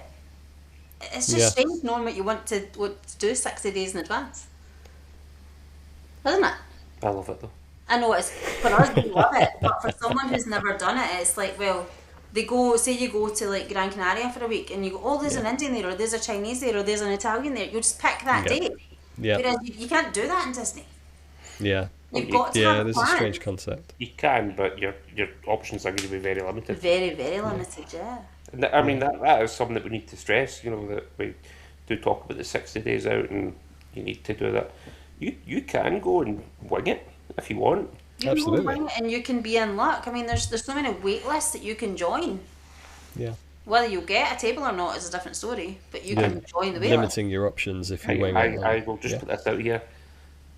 PSA, I couldn't wing a Disney holiday. No, I couldn't. couldn't I work don't with think that. I could. That was going to be one of my questions coming up, actually. Do you think now, after us talking a good, 85 minutes about planning, in your opinion, to do a Disney holiday in 2026, do you need some level of planning? Yes, I think you do.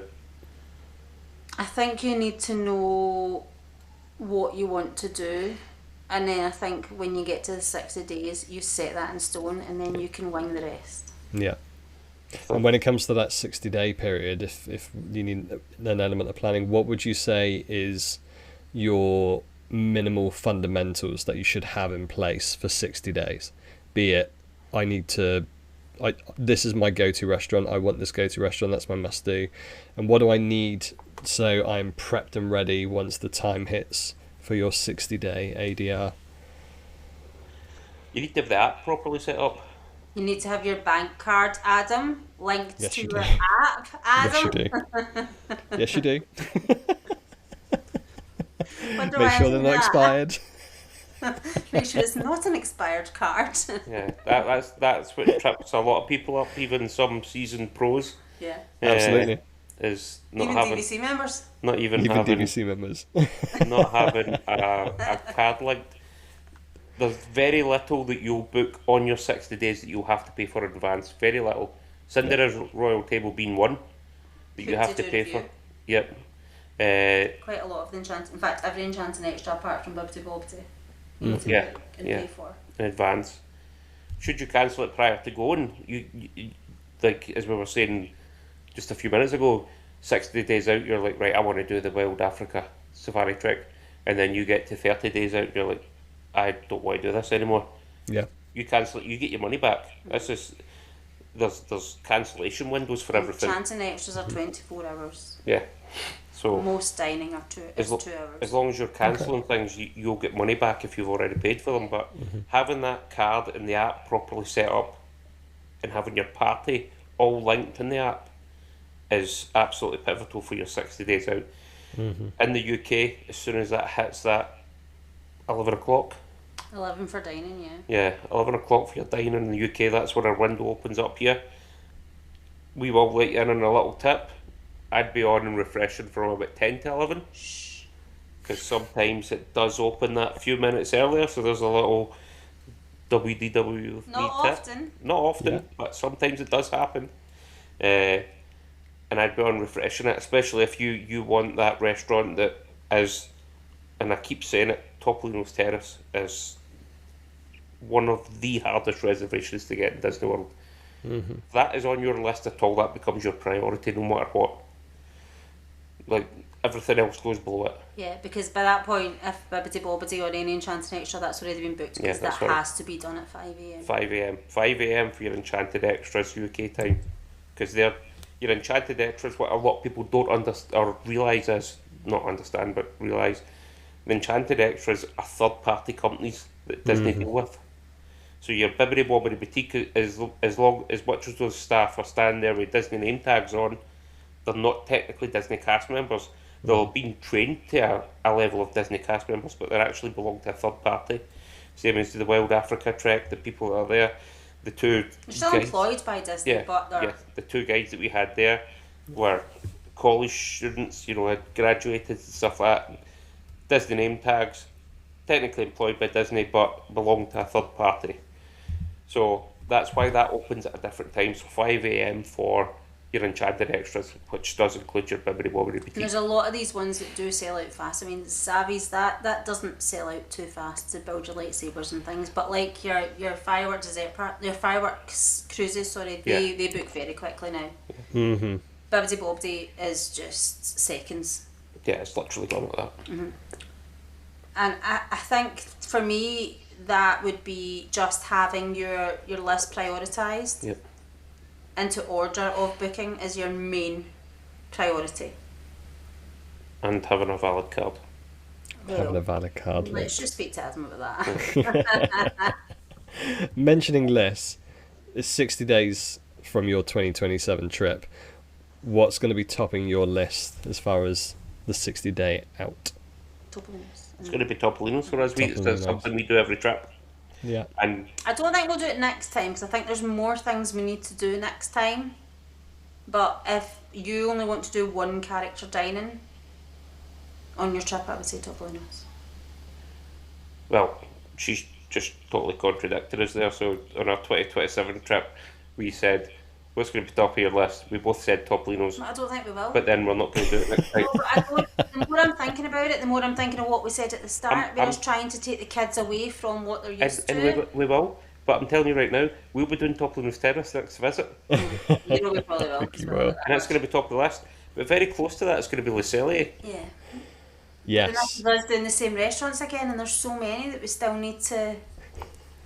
Are you telling me that you can forget about that meal that we had at Lucelli? No, I can't. Well, I can't. Lucelli The is pretzel bread is just something different. But Lucelli. yeah, again, the bread. Disney bread. That's what the subject of this podcast episode is going to Yeah. be. Disney bread. Lucelli will be So there. many pictures of Disney bread. I'm looking down. It's great. Garden Grill's going to be there because we do that. But it's We've not done that for a while. it's Good. not easy to get, but it's not one that's going to sell out I'm immediately. just thinking of ones that, so we've spoken about this before, our friends that come with us, they've not been as often, and we want to show them restaurants that we've been to that they've not. Mm-hmm. So I think Cape May would be up there. Because we're planning to stay in the boardwalk, so Cape May is obviously 2 seconds away from that Sure. beach club. But Makes again, sense. Cape May's not one that sells out. It doesn't sell out instantly, Or but book out, sorry. it's one of the ones that books it books fast, but not the way that, say, Topolinos does. Yeah. See, in the same vein as Topolinos, if you want to do sci-fi diner, it should be pretty much top of your list as It well. books very quickly, okay. but it's not the best. Oh no. Not impressed with the food in sci-fi. I've never been in there. It's don't just This might cause a domestic. I don't like it, Darren does. I just think it's nice you're sitting eating in a car, but the food quality, if you're going for specific food quality, there's better places to go. I'm usually opposite in Backlog Express.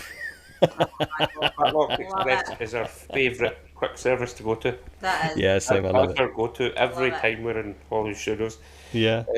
And the other one, believe it or not, is Beaches and Cream. Yeah. Beaches See, I and haven't cream. done The that food's either. bad, but the dessert's amazing. Sells out. It books out. I keep saying sells out. No, but It books we know what you out mean. so quickly. Like you will genuinely look at it 1 second and then refresh it, and all that will be left will be 8:50 in the morning or 10:50 at night, and I will guarantee that's the 2 times you see, because that's all that it becomes available. It will be a lot. So There'll be a big gap. if you do want to do that kitchen sink, That was so good. I didn't begrudge that at 10 o'clock at night. I could give that a go. I would Adam, we had it booked 2 hours after Laselli, and we quickly realised this is not going to work. It's not a We good had to idea. cancel it. There's no way that was going to work. And then for some bizarre reason, we managed to get a relatively normal time That's for the it again. thing, like I said, people keep booking things and then cancelling them because they realise their plans are But unrealistic. Yes, that's one that absolutely. you don't expect. If you don't get Beaches and Cream on your 60 days out, it is very difficult to get your hands on a reservation. Very difficult. Unless you want to have a kitchen sink at 10 to Do you 11 know at night. another unpopular opinion? Roundup Rodeo. I love it. That gets so much hate, that restaurant. I love I've it. not been in there because my thought as someone who hasn't been in there is I feel it needs characters. Yes. I agree, but I think, and this is me maybe just been biased, I think the cast members make up for that. No, they do. Oh, good. They That's do. good to hear. So the cast members they in the really Toy buy- Story mode. They really buy into the whole theme. So if they shout Andy's coming, and if there's a table with say loads of kids, or even with us with the 2 kids, and they do the Andy's coming, they've got to freeze. They knelt down beside our kids, and they were like freezing beside them. Yeah.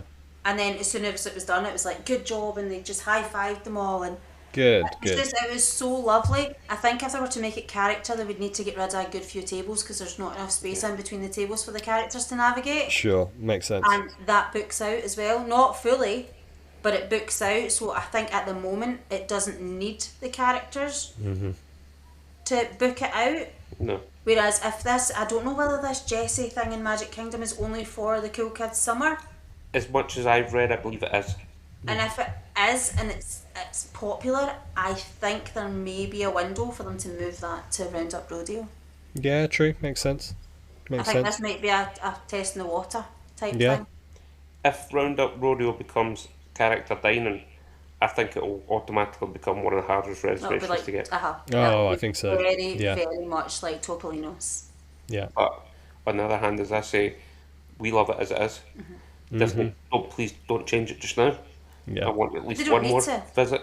It's like the free dining offer. They don't offer free dining offer on rooms that sell out quickly, so your Little Mermaid rooms. They know what they're doing. If they make money on it, they're not going to offer you free stuff on something that sells out anyway. Yeah. True. True. They know what they're doing. As I say, I always thought the same as you, Adam, that it could do with the characters. But Cast members are the amazing. cast members that they have chosen and the way they train them for there is just It's incredible. like there's a dance party in the middle of it, and Yeah. there was this guy with a tray of drinks full on this tray, and he was doing this dance party as he was walking. And I was like, how you've not spilled him on anybody? Yeah, I have no. no idea. The cast members in Roundup Rodeo are fantastic. Yeah. And the food is But it's very insane. much like Beacon Barrel and August. These cast members are picked to stick with a theme. Yeah. Sure. And like 50s prime time, they're all picked for a reason, and even going as far as saying Whispering Canyon, That's brilliant. they're all picked for a certain That vibe. cast member was fantastic. She was fantastic. She actually moaned at the kids for saying they were out of school and they weren't doing homework, so she launched about 50 pens at them. There you go, you can do your homework. Like, it's just little things like that that And then when we make- were leaving, she was up in the chair going, bye-bye, bye-bye now, bye-bye. Right across the restaurant. I don't like stuff like that. And that's Ashley just hates what getting it is. attention Like, on I her. hate it. And that was her idea of Elle, But to the be food honest was with you. amazing. But Yeah. she thoroughly enjoyed it at the same time. I would also say, in terms of planning, don't just look at the parks. Look Yeah. at the resorts, Oh, absolutely. Yeah. because there's so much within the resorts that you can go and see it. And I don't even mean just dining. I just mean put the resort days into your No, plans. we always, anytime we're talking, we'll always say a resort day is one of the best days. What's one of our favourite Oh, it days? always So you is. go Yeah. to the Grand Agree. Floridian, you've got Gasparilla Grill, which is one of the best. The best quick services, in as Gre- well as the Riviera. You then go into the Grand Floridian, which itself is beautiful, but you go upstairs and you've got the photo pass opportunity with Cinderella's the glass the slipper. slipper and the cushion. You then go into Polynesian and they're all with their lays on and stuff like You that, go and they're all downstairs and having, they just give you lays, they're just having- randomly give you them. you know, the ukuleles playing and stuff like that, and you know, it's just the resorts get overlooked sometimes, but it is something that we highly recommend to people is to spend a resort day. And we break it down for them. You can do the monorail loop, The Yep. Skyliner loop. the Skyliner loop, or you do the lagoon loop, as we call it, with like wilderness lodge and stuff. Mm-hmm. But I think it's important to say put that in because you will have a totally. It's not the buzz, it's not the hype, it's not the overstimulation. It's just a nice and then at Easter chill time, day. all the resorts have got Easter egg displays that the Christmas. chocolatiers make, and they're all made out of pure chocolate, and some of them are the most outstanding things you'll ever see. Christmas, you've Christmas, got the trees. You've got the Christmas trees, you've got the Gingerbread gingerbread house. houses. Yeah. There's just so much to see and do, and there's so many lawn games at so many of the different resorts as well. Mm-hmm. There's a child place to go, and Just remember, you can't use resort pools that you aren't a guest at the resort. you can't park at a resort unless you've got a reservation. Yeah. Mm-hmm. So just Yeah. remember But- those points. I think that's definitely things to put into it. Like, we tend to do 2 park days and a rest day, but our Yeah. rest day is like a water park or a resort hop day. It's not just a sitting by the pool day. Which is fine if you want to do that. If you want to do that, that's fine. But But- for us, that's how we do it, and we'll always say to you, well, your 14-day ticket covers you over 18 days, and your water parks aren't included in those 14 days. So, if you want to do a water park, go and do it because you don't need to use a park ticket for that. Yeah. Or your crazy golf, like your Fantasia Gardens golf, that's not included in a park Which day. was 20, 30 years old the other day. You can Yes, do man, isn't it? Yeah. every day. You can do around a golf. It's crazy golf. It's like what, 9 holes or something. Fantasia Garden? No, the crazy golf version of it, the one in the other side. So you've got Or the one that's the like Winter the Wonderland and pitch and stuff. putt, Aye, aye. You can do that up until is it 4 o'clock every day. Well, as long as you've got the UK ticket, it's the only UK ticket that comes with it, access to that. So up to 4 o'clock you can do that every day if you want. So yeah, it's fitting in all these things that you can. You do get one of the best views of the Hollywood Tower of Terror from that Yeah, golf, you do. which is really, really cool. I Yeah. think there's more to Disney than the parks, and I think that's important to get across. In your planning aspects of it, like go and do the golf, go and do the water parks, go and do it, because people think, oh, it's hard to get there. It's not hard to get there. No. Not with Disney transport. That's going to take you. Fantasia Gardens, you're just going to jump on the Skyliner or go to Hollywood Studios, jump on the Skyliner. It depends on where you stay. Obviously, if you've got a Skyliner, you go to Epcot and you walk to Swan and Dolphin, and that's you pretty much at the golf. Mhm. Yeah. But we've got a page in the pack, and it's all about Disney transport and how you get from A to B, basically, and it's maximising the ticket that you've purchased Mm-hmm. to try and Yeah. get the most for your money, isn't it? Yeah. Yeah. You have filled a good hour and 40 minutes of this recording with a host of different planning hints and tips, and because you've got that wealth of knowledge, you've also jumped on the podcasting world, so listeners of this can tune into WDW with me podcast and get a whole host more of your planning expertise and your recommendations, and obviously your insight from trips past. How is life of becoming podcasters? Yeah, I've not really been that involved in it. No, you've been on the podcast. It's mainly me that's doing the editing, and Adam, because he constantly gets messages whenever I'm uploading or editing something. But you've also done a few podcasts with just you and Yeah. You So know- I think as much as we're tips and tricks, I'm very much getting people involved, like families that we've planned for who are first timers, to see what they would do differently next time. Because I think as Right. much as we are seasoned pros and we do this often, no, we are, because I mean, I plan these holidays for people almost every week. Yeah. So we know what we're doing and we know what we're advising. Whereas if you're going for the first time, I think it's important for people to hear from first timers Absolutely, yeah. and Yeah. what they would do differently. you've got one coming up with a family that's just back, have you Yeah, not? I've got one. The date's not arranged as of yet, but yeah, they're just about to come on and speak about theirs. So the last one we did with a family was an off-site guest. This one's an on-site guest. So I'm just trying to find the balance as well. And You've just done one with Heidi from Central Florida Wedding Group. yeah, so when we got married there, it was the Central Florida Wedding Group. And anytime we post anything regarding the wedding or the vow renewal that we had, the messages we get is it's incredible. about how do you do that, how do you get married there, like how do we go about that. So I thought, why not get her on and she can just explain it, and then whenever we get any questions I can just send the link to the podcast, and everything is there, rather than not having to, I say it's a chore having to write everything. It's not. You hear it from the horse's mouth, basically. Like she just tells you exactly how you do things, and that's just, I think the podcasting world's incredible. The way it's definitely the way forward for us. Yeah. And I mean, it all started with yourself, Adam. Yeah. You were the first person to ask me in a podcast, so. I think the only thing for us is we keep getting asked about a dining plan podcast, and it is in the pipeline. It's just there's so much. Yeah. It's It's probably like a gonna free be episode thing, I bet. Yeah, it's going to be like a 2 or 3 party. And We don't want to do it like half. Yeah, we don't want to do it the way that. Half donkeyed. Yeah, we want to do it. You don't like we want that. to do it properly, and it is taking a bit of planning. And we have got, as much as we say our podcasts aren't scripted, they're not. No, this one is probably This going to one be has to be. the most kind of structured one, because I don't obviously, Adam, you can see where we are just now, like on our living room couch, just with this is where we do all our podcasts. We just sit here like It's just like you and Lois. You just sit on your couch. Sofa chats, that's what it's all Yeah. about, yeah. just sitting here. We pick a topic and we just talk about it. And one of our favourite ones that we actually do is Ashley will maybe start about 2 weeks before we're planning it, Yeah. and we'll put out A Q&A. Q&A, ask us anything Yes. you want, Good. and we will just sit and take the questions and the way they've come in, completely random topics, and just sit and talk about them. And see, to be honest, they're our most listened to ones.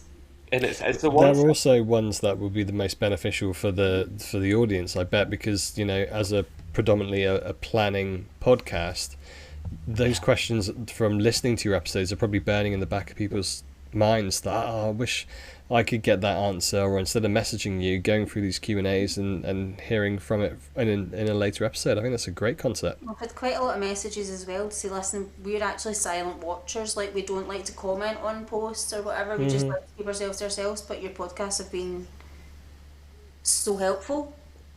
So like, I think if one person's asking the question, it's not one person that needs to know. I think Yeah, it's you a could whole guarantee host there's of maybe people. 10 that have had it in the back of their mind. But Yeah. if we, as I've always said, and I said it in the very first podcast that you ever invited me on, Adam, was we do this just to help people. Yeah. Yeah. That's all we try and do this for. And if we help one person have one more successful day at Disney than they maybe had without our help, we've done what we planned to do. We always get messages, how can we thank you? Well, do you know what? Send us a few photos that we can use on socials. Whatever you found helpful, send us some photos and we'll share it to help other people. Yeah. So then they're then helping other people. I just think podcasts are just, people have got so much time commuting to work and doing things that they've got time to listen to them. And I think you take things in more when you listen Well, we to it. get told the other day there that our voices nearly put someone to sleep. Yeah.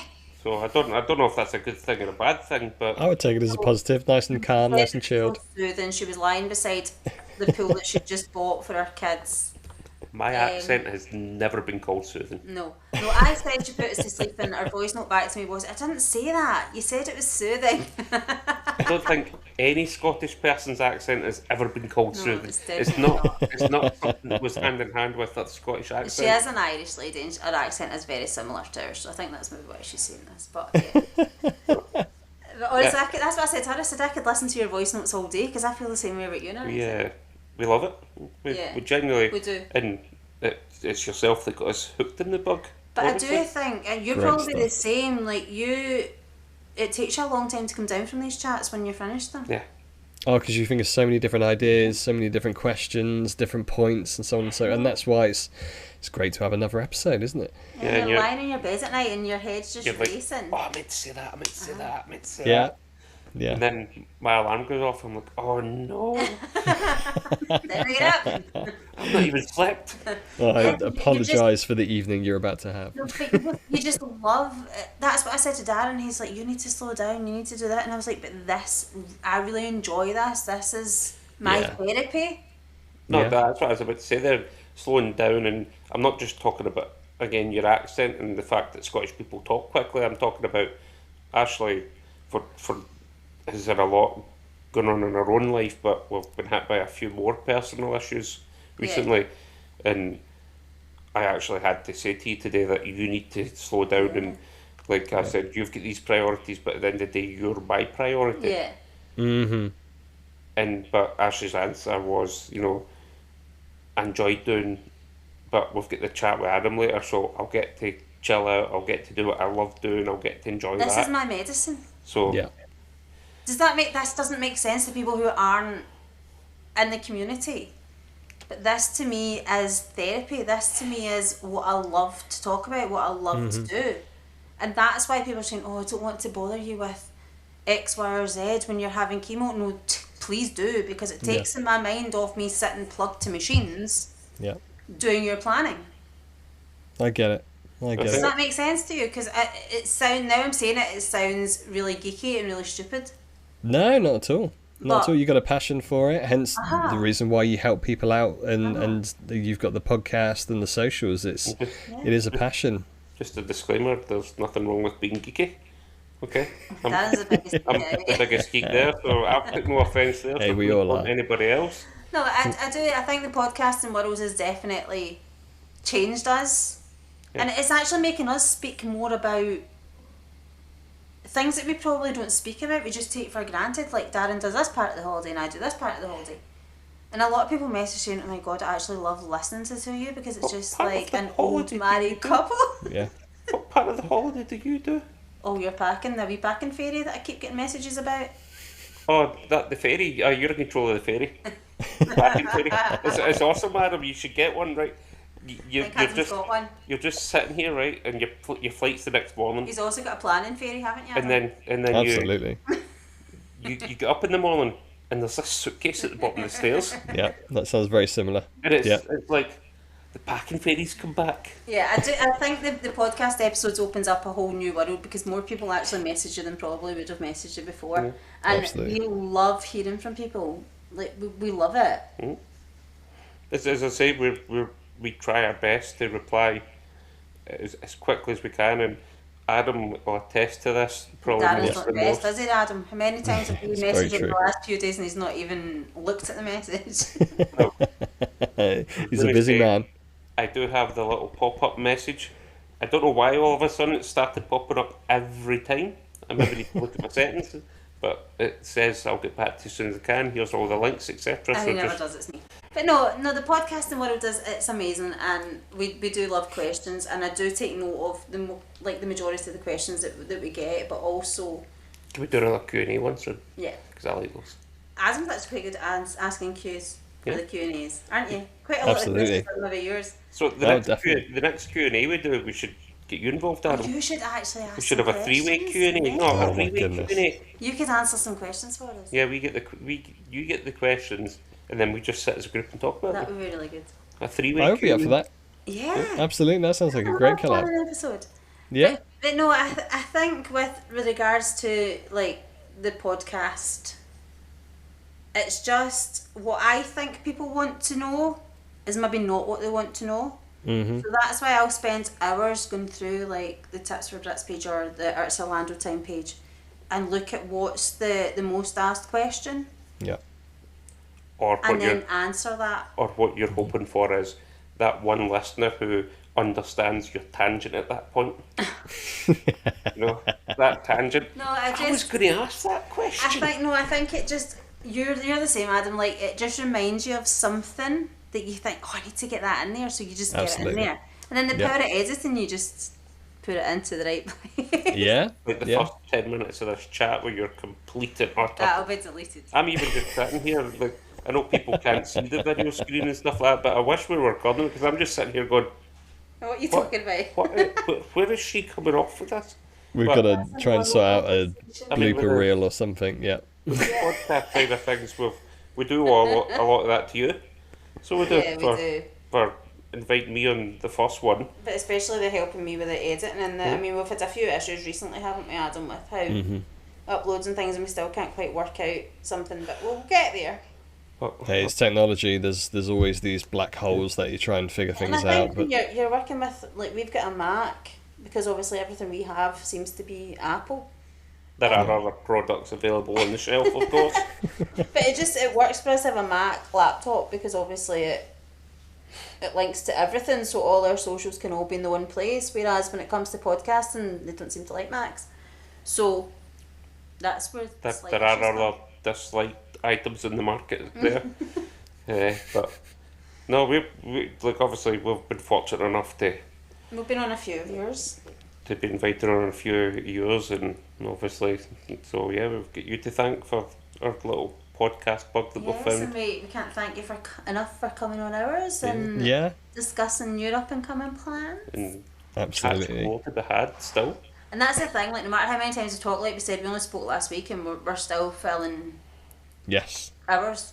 Yeah, like-minded people, and hopefully that, I'm sure it does come across And I from think what that's we've a had tip listener for feedback. people. Only Yeah. go to Disney with like-minded people. Yeah, for sure. Because if you don't, your holidays will be a nightmare. And you also just said like-minded people with Ashley in the same bracket. I don't think that's a bracket you want to be in, Adam. But when it comes to this kind of stuff. I think the passion shines through, doesn't it? It does, and that passion leads to being able to help people make their trips as magical as it possibly can. So, Absolutely. on behalf of myself, as someone who asked you numerous amounts of questions and asked for help, and I'm sure many others that you've helped, it's a massive thank you from the community at large, because what you're doing with the socials, your planning guides, and now with the tips that we're picking up audibly with your podcast, you're helping a whole host of people out. So, long may it continue for sure. Yeah, fingers crossed. And just always remember to have that card attached. Absolutely. Absolutely. Speaking of socials, before we wrap up, where are people finding you to get all of these hints and tips? Predominantly Instagram. It's obviously at WDW _ me. I can only apologise, as I always do, for the understrokes, but it was the only way I could get that username. And of course I did querce, maybe the best word. What are you even talking about? Mrs. WDW, so it's Mrs. understroke and then the same. WDW. Yep. Because I thought it was about time that you needed your own one as well, just to kind of. Yeah, I think when you went back to work, it was a case of your Instagram was not quite as active as it should be, so I then took over, and we're now branching out to TikTok, which is a young man's game, maybe. I would certainly agree. Trying, Adam, I'm trying. It's completely TikTok. Like on Instagram, you can kind of make a reel or a post, and you think that's quite a good one, and you look at it and the views keep going up or the likes keep going up. Not that that's the important thing, but you're like, that did work quite well. In TikTok, it doesn't. In TikTok, you put so much effort into the voiceover, the 20 views. You're like, all that for that. And as I say, that's not what's important by any means. As long as It's those getting 20, it out there, yeah. those 20 people have watched that and enjoyed it, and if it's a tip or a trick, they've taken that on board. But you do sometimes think to yourself, like, I might just leave TikTok alone. Yeah, so we'll get Instagram, TikTok, Facebook, and YouTube. Yeah, all the same name. It's all under the link tree as well. WDW _ me. That sounds Great so. stuff. I need to get a new name. You can't change it now. No, you can't now. No. Everyone knows where to find you, and you've said it, so everyone knows where to find you now. You can't change. That's it. It's on Linktree as well, where you'll find all our links, and including a couple of companies that we are kind of affiliated with as such. Yeah. Magic May Careers and Stroller Rentals if you're looking to rent And your also strollers. TNT Apparel. TNT Apparel, And there's yeah. discount codes and stuff there if you're looking to order stuff. Let's support Small businesses, yeah. We smaller don't get businesses. anything from that, but it's just supporting those smaller businesses, isn't it? That's what we're kind of absolutely. all about, just supporting smaller companies. especially Laura at Magic Ears. Laura's amazing. Yeah.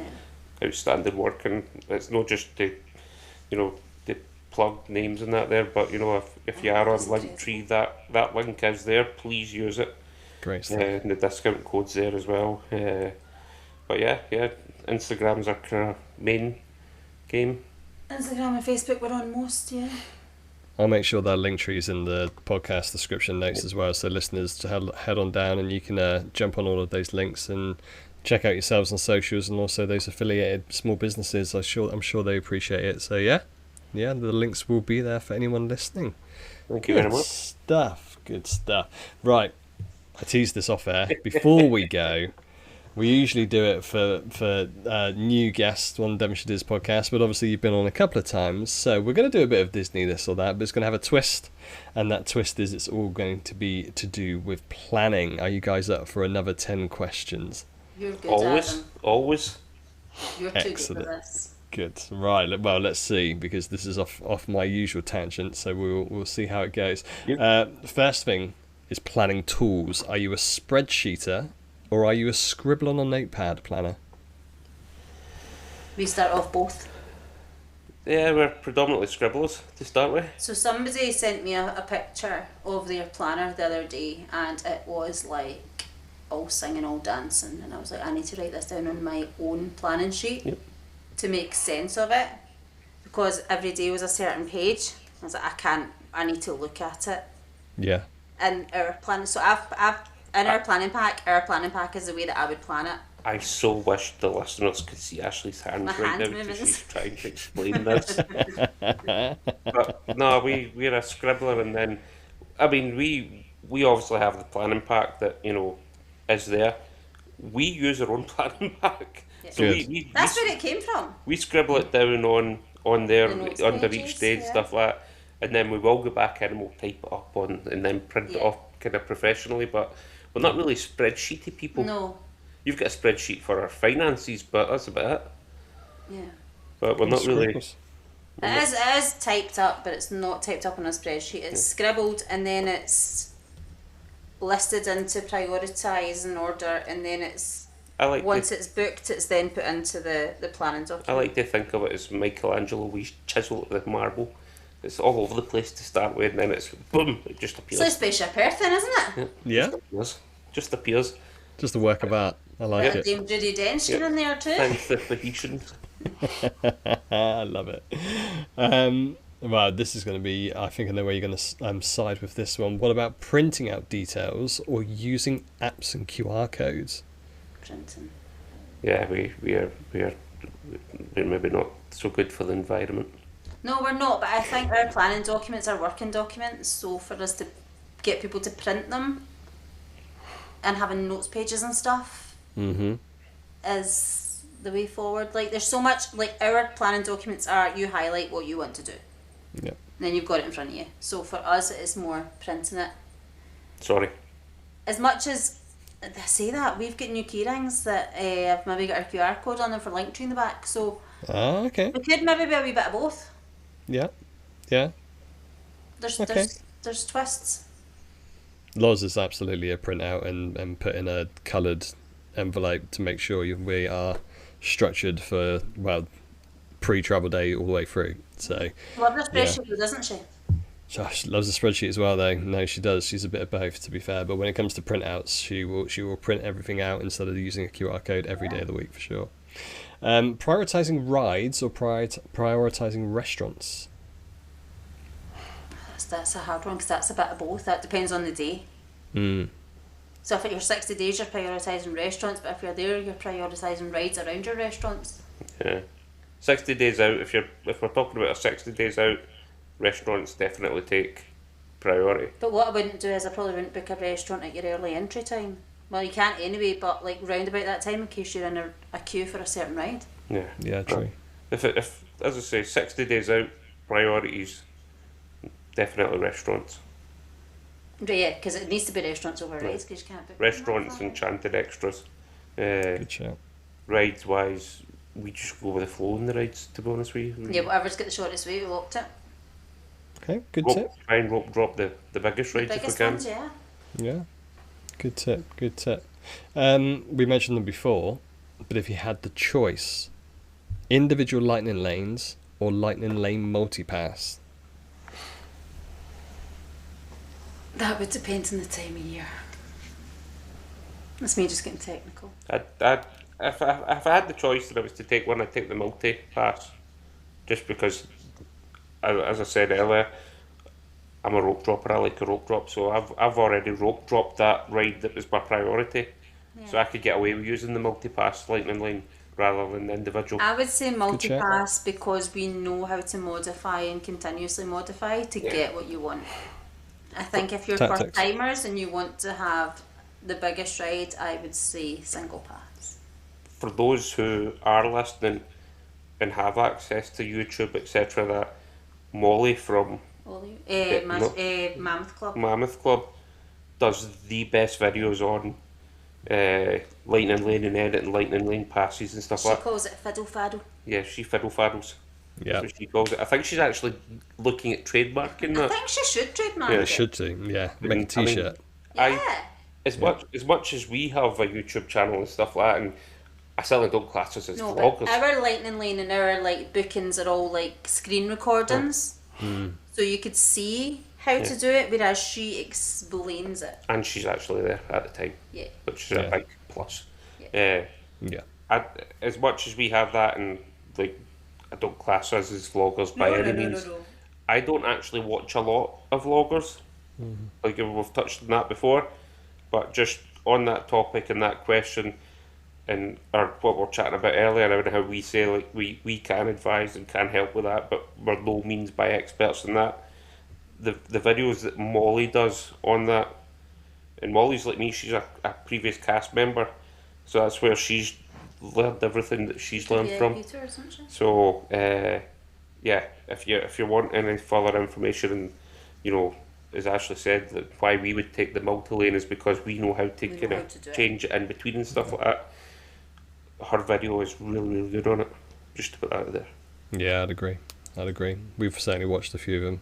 Yeah. They've helped every time. Dining plan or pay as you go? Dining plan. Adam, you knew that answer before you. I did know. I But just had to quick put it in there. service, never table service. Quick service dining plan every day of the week. Yeah, good. For us, the sit down takes too long. Too much time. Out of your day. So. We don't eat that much food. Mm-hmm. Realistic, we don't. It's a lot of food in the table service. There's Yeah. a lot of food every single day. Nah. I couldn't do it myself, and I can pack away some food, trust me, but I'm You've not seen sure I the can new do one, it. Adam. 2 table service a day. And a Yeah, quick service. What? Yeah. no, it's a lot of food. You're going there for the food if you're picking that, aren't you? That's your holiday, which is fair enough. There are people out there, and there's plenty of restaurants as you mentioned, but that's a lot of food in a humid climate. Jeez. Yeah, No, I had a feeling you might pick dining plan for that one. Definitely quick service. Definitely quick service dining plan. But I think yet again, people that say it's not worth it is because they don't know how to maximise it. Yeah, I mean, you don't Yeah, need true. to eat all your food to maximise it. There's ways around that, isn't there? We should have threw Adam off there and said, "Damn, we'll just pay as we go." I would have been shocked. What would you have done? I would have tried to get you to book the dining plan. I think I would have paused and said, "Are you? Did you hear me right? Did I cut out for a second?" just falls off the table. Falls off the chair. This is an interesting one because this is all part of some people's planning for Disney parks. Outfits coordinated or individual styles? Different answers here. Ooh. I'm not allowed to have coordinated outfits. No, he's not. There is nothing more, and we touched on this in our last chat, there's nothing more that I would love than to go to a Halloween party and wearing a full family costume. All dressed like as Peter Pan. The Incredibles. I have my Mrs. Incredible. I'm Mr. Incredible. And then I have, I'd have to, or there would probably have to be Dash. But I very rarely wear anything Disney anyway. Right. Okay. So, to me, I'm a very guarded person. I don't like people to know what I like. So if I'm wearing I don't know, if I'm wearing say like a Toy Story t-shirt, people know I like Toy Story. I don't like that. I just like to keep the guard up. Okay. Whereas you're very much everything you wear. I think you've wore that same Roosevelt's hoodie in every chat we've had with Adam. Have I? I think there's a possibility. I'm normally in Roosevelt's, and I can't even deny that. You wear Roosevelt t-shirts or TNT. Like, the only time that last trip, it has an Epcot t-shirt on, and it was the Margarita one from TNT Apparel. Because it's very much if you know, you know. Kind of style. I like the if you know, you know tops, rather than this is Toy Story, or this, like, let's wear something this, let's wear something that. Yeah. But I'm also not one for, like, Disney bounding or anything. I wouldn't ever do anything like that. But it's not because I don't like it. I like it on other people. Mm-hmm. It's just not me. That's fair. I will get you to do a family Halloween costume at one point. I can't wait to see the picture. Oh. You'll be waiting a long time. I cannot wait. I might go as Lucifer, and you and the kids can be No. the mother and the ugly sisters. No. Put that out there, no. Lady Trim. ideas. That's what I was looking for. Stop. It's not happening. It goes Dalmatians. No. I've seen somebody getting ripped to shreds during the parade. They were dressed as Dalmatians. Really? Absolutely ripped to shreds. By Cruella. That's Disney magic, though. No, that's not. That's just embarrassing. Speaking of characters like Cruella, Disney meetups or Disney character dining? I'm awkward at both, so I can't even answer this. I'd probably say character dining at Buffy's so you can be away from the table when the characters are there. I like my character dining. Yeah, I think character dining. I would agree with you. I think that wins it for me at the minute. But maybe not the ones that you have to queue for the characters after it. Yeah, true. That's I don't character know where queue. that even came from. Who even invented that? Have we mentioned that before in this chat? Just a good few times, okay. yeah. Okay. I mean, it's That's now that- happening at Crystal Palace. That's that character dining location, which is Don't know. the name disappears. Yeah. Well, I'm going to message you the name of that restaurant that I have made up, that now 3 of my families are now calling it. But that's not for a podcast. Excellent. Good. I look forward to it. There's a few words in there that shouldn't be broadcast. I'll send you that message privately. What about this? Well, you've mentioned it already in our chat, but how about this? Disney transport or making your own way? 100% Disney transport. Disney transport. I don't think you can fault it. No, same. You can't fault it. I think we spoke about this in our podcast with you. I think the only way you can fault it is, say, at Saratoga, where you've paid for a preferred room and you don't get a spot on the bus. True. Because you're not in the know and you don't know what area to request. Yeah. Yeah. Planning. Planning. It's all in the planner. Listen to podcasts. Scheduled downtime or go until you drop? Scheduled down. Yeah, so we're not ones for going back to the resort during the day to chill. We'll find somewhere in the park to chill. The first half of our holiday, though, we do tend to go as long as we can and then maybe go back to the room, and that's us for the rest of the night. Okay. The second half of the holiday, it tends to be a more later start and later ending. So rather than cutting that halfway through, we just stay where we are and just chill, or maybe go to, like, say book into Nomad Lounge or something at Animal Kingdom just for a chill and a relax. Yeah. And as we touched on earlier, we schedule up days, 2 days parks and then a rest day. And as Ashley said, a rest day can be, the Relaxing in a bar at a resort hop or a water park. So you're still not in the biz of the main parks, and when we try and explain that to first timers when they're going and stuff like that, they're like, "Oh, do we need that full day where we're not in a park?" And we're like, "Yes, you kind of do, yes." You do, because it's the overstimulation. It's not the biz, and it's not the constant walking. It is the overstimulation. It's just a mental and physical recharge, isn't it? Yeah. Yeah. Last but not least, and this ties into what we just mentioned, and throughout this podcast, stick to the plan or be prepared to pivot. Pivot. You're never going to stick to your plan. Never. No. As much as you can reach out to us and we'll do the plan for you within 2 weeks, and we'll have it. That is one thing that we will say over and over again. this will change. You have to go with the flow. I think especially with a bigger party, Yeah. having a plan is needed Mhm. to get everybody on the same page, Yeah. rather than, oh, what are we doing today, or what are we doing today, and nobody can decide. You have to have something there, but if it happens, and if it doesn't, then don't sweat the small stuff. But it will change. It will change. Yeah. Weather, as we've already spoke about weather, everything, things that you wouldn't imagine would happen, can and will happen. Yeah, and I think that's also something to say. So someone said to me, like, oh, I've looked at my weather app and it's just shown rain for the entire week. Well, that rain's probably only going to be 10 minutes. It will show rain for the entire week, but it's only going to be 10 minutes. So prepare, have a poncho, and just go, because that's the time to get in. If you're there, Right cues. if you're there in summer, between 3 and 4 o'clock, you're going to have a good half hour of a serious thunderstorm, serious downpour, but within 15 minutes it's dry. Bone dry. The ground, it won't even look as if it's been raining. Yep. Yeah. And that'll be why the weather app's showing the rain sign. Yeah. So pack ponchos. It's a good and tip. good to go. It's a good tip. It's a good tip. It's not just about the tactics of a Disney park. It's not about the technology of being able to book and reserve and modify and fiddle faddle. As Molly says, it's also to do with that nature as well. And Florida has 4 seasons in one day sometimes, don't they? So you've got to be prepared for it. What, hurricane season between now and November? Yeah, Which is not, as much as I say hurricane season, that's wet season, that's rainy season. Wet season. You're going to get rain every single day. but yeah. Not Constant, like we've when said. when we say rain every day to and anybody from Scotland that's listening, they'll be like, "What's you mean from the minute I open my eyes to the minute I go to sleep?" No.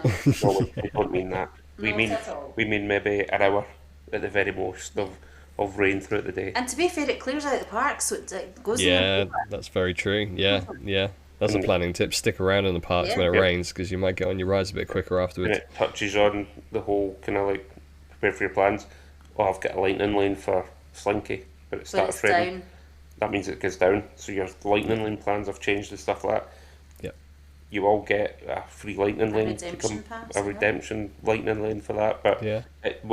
that's a bit adjusting your plans as you go. And then don't go straight to it as soon as it opens back up, because that's when everybody goes, give Go- it go another the half last- hour. Yeah. Go at the last minute of your plan. Yeah. It's just all these little things, isn't it, that you know, having been multiple times, but first time you're like, oh, I missed that lightning lane, I'm not going to get it. And I'm admiring the enthusiasm, and actually went 5 minutes with a tangent. oh, I've got a plan there. Stephen Adams get 24-hour questions, I stick to a plan.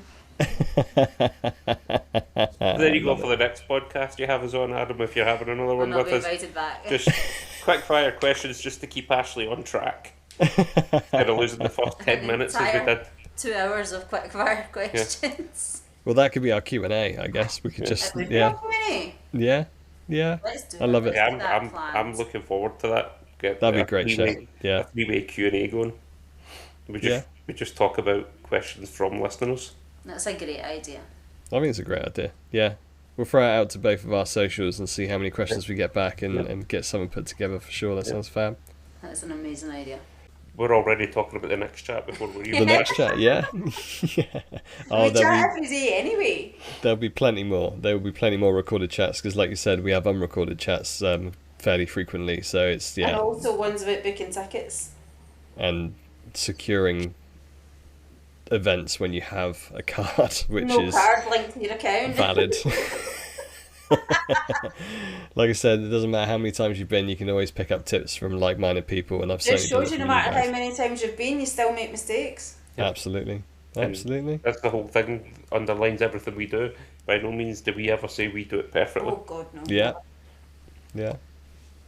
Great stuff. Awesome. Well, Ashley, Darren, thank you kindly once again for spending an evening with me and filling another couple of hours with some handy hints and tips for listeners. I'm sure everyone will appreciate it. We've certainly got some golden nuggets in there. There's even stuff that we've discussed that I've not really considered for my trip coming up in August. So I'm looking forward to listen back and noting down those bits and pieces that I may have missed. So thank you kindly for joining me tonight. Thank you for having us as always. All good, and we'll see you on the Devonshire Dis very, very soon for sure. Listeners, I hope you enjoyed this episode and you picked up some planning tips from all of us.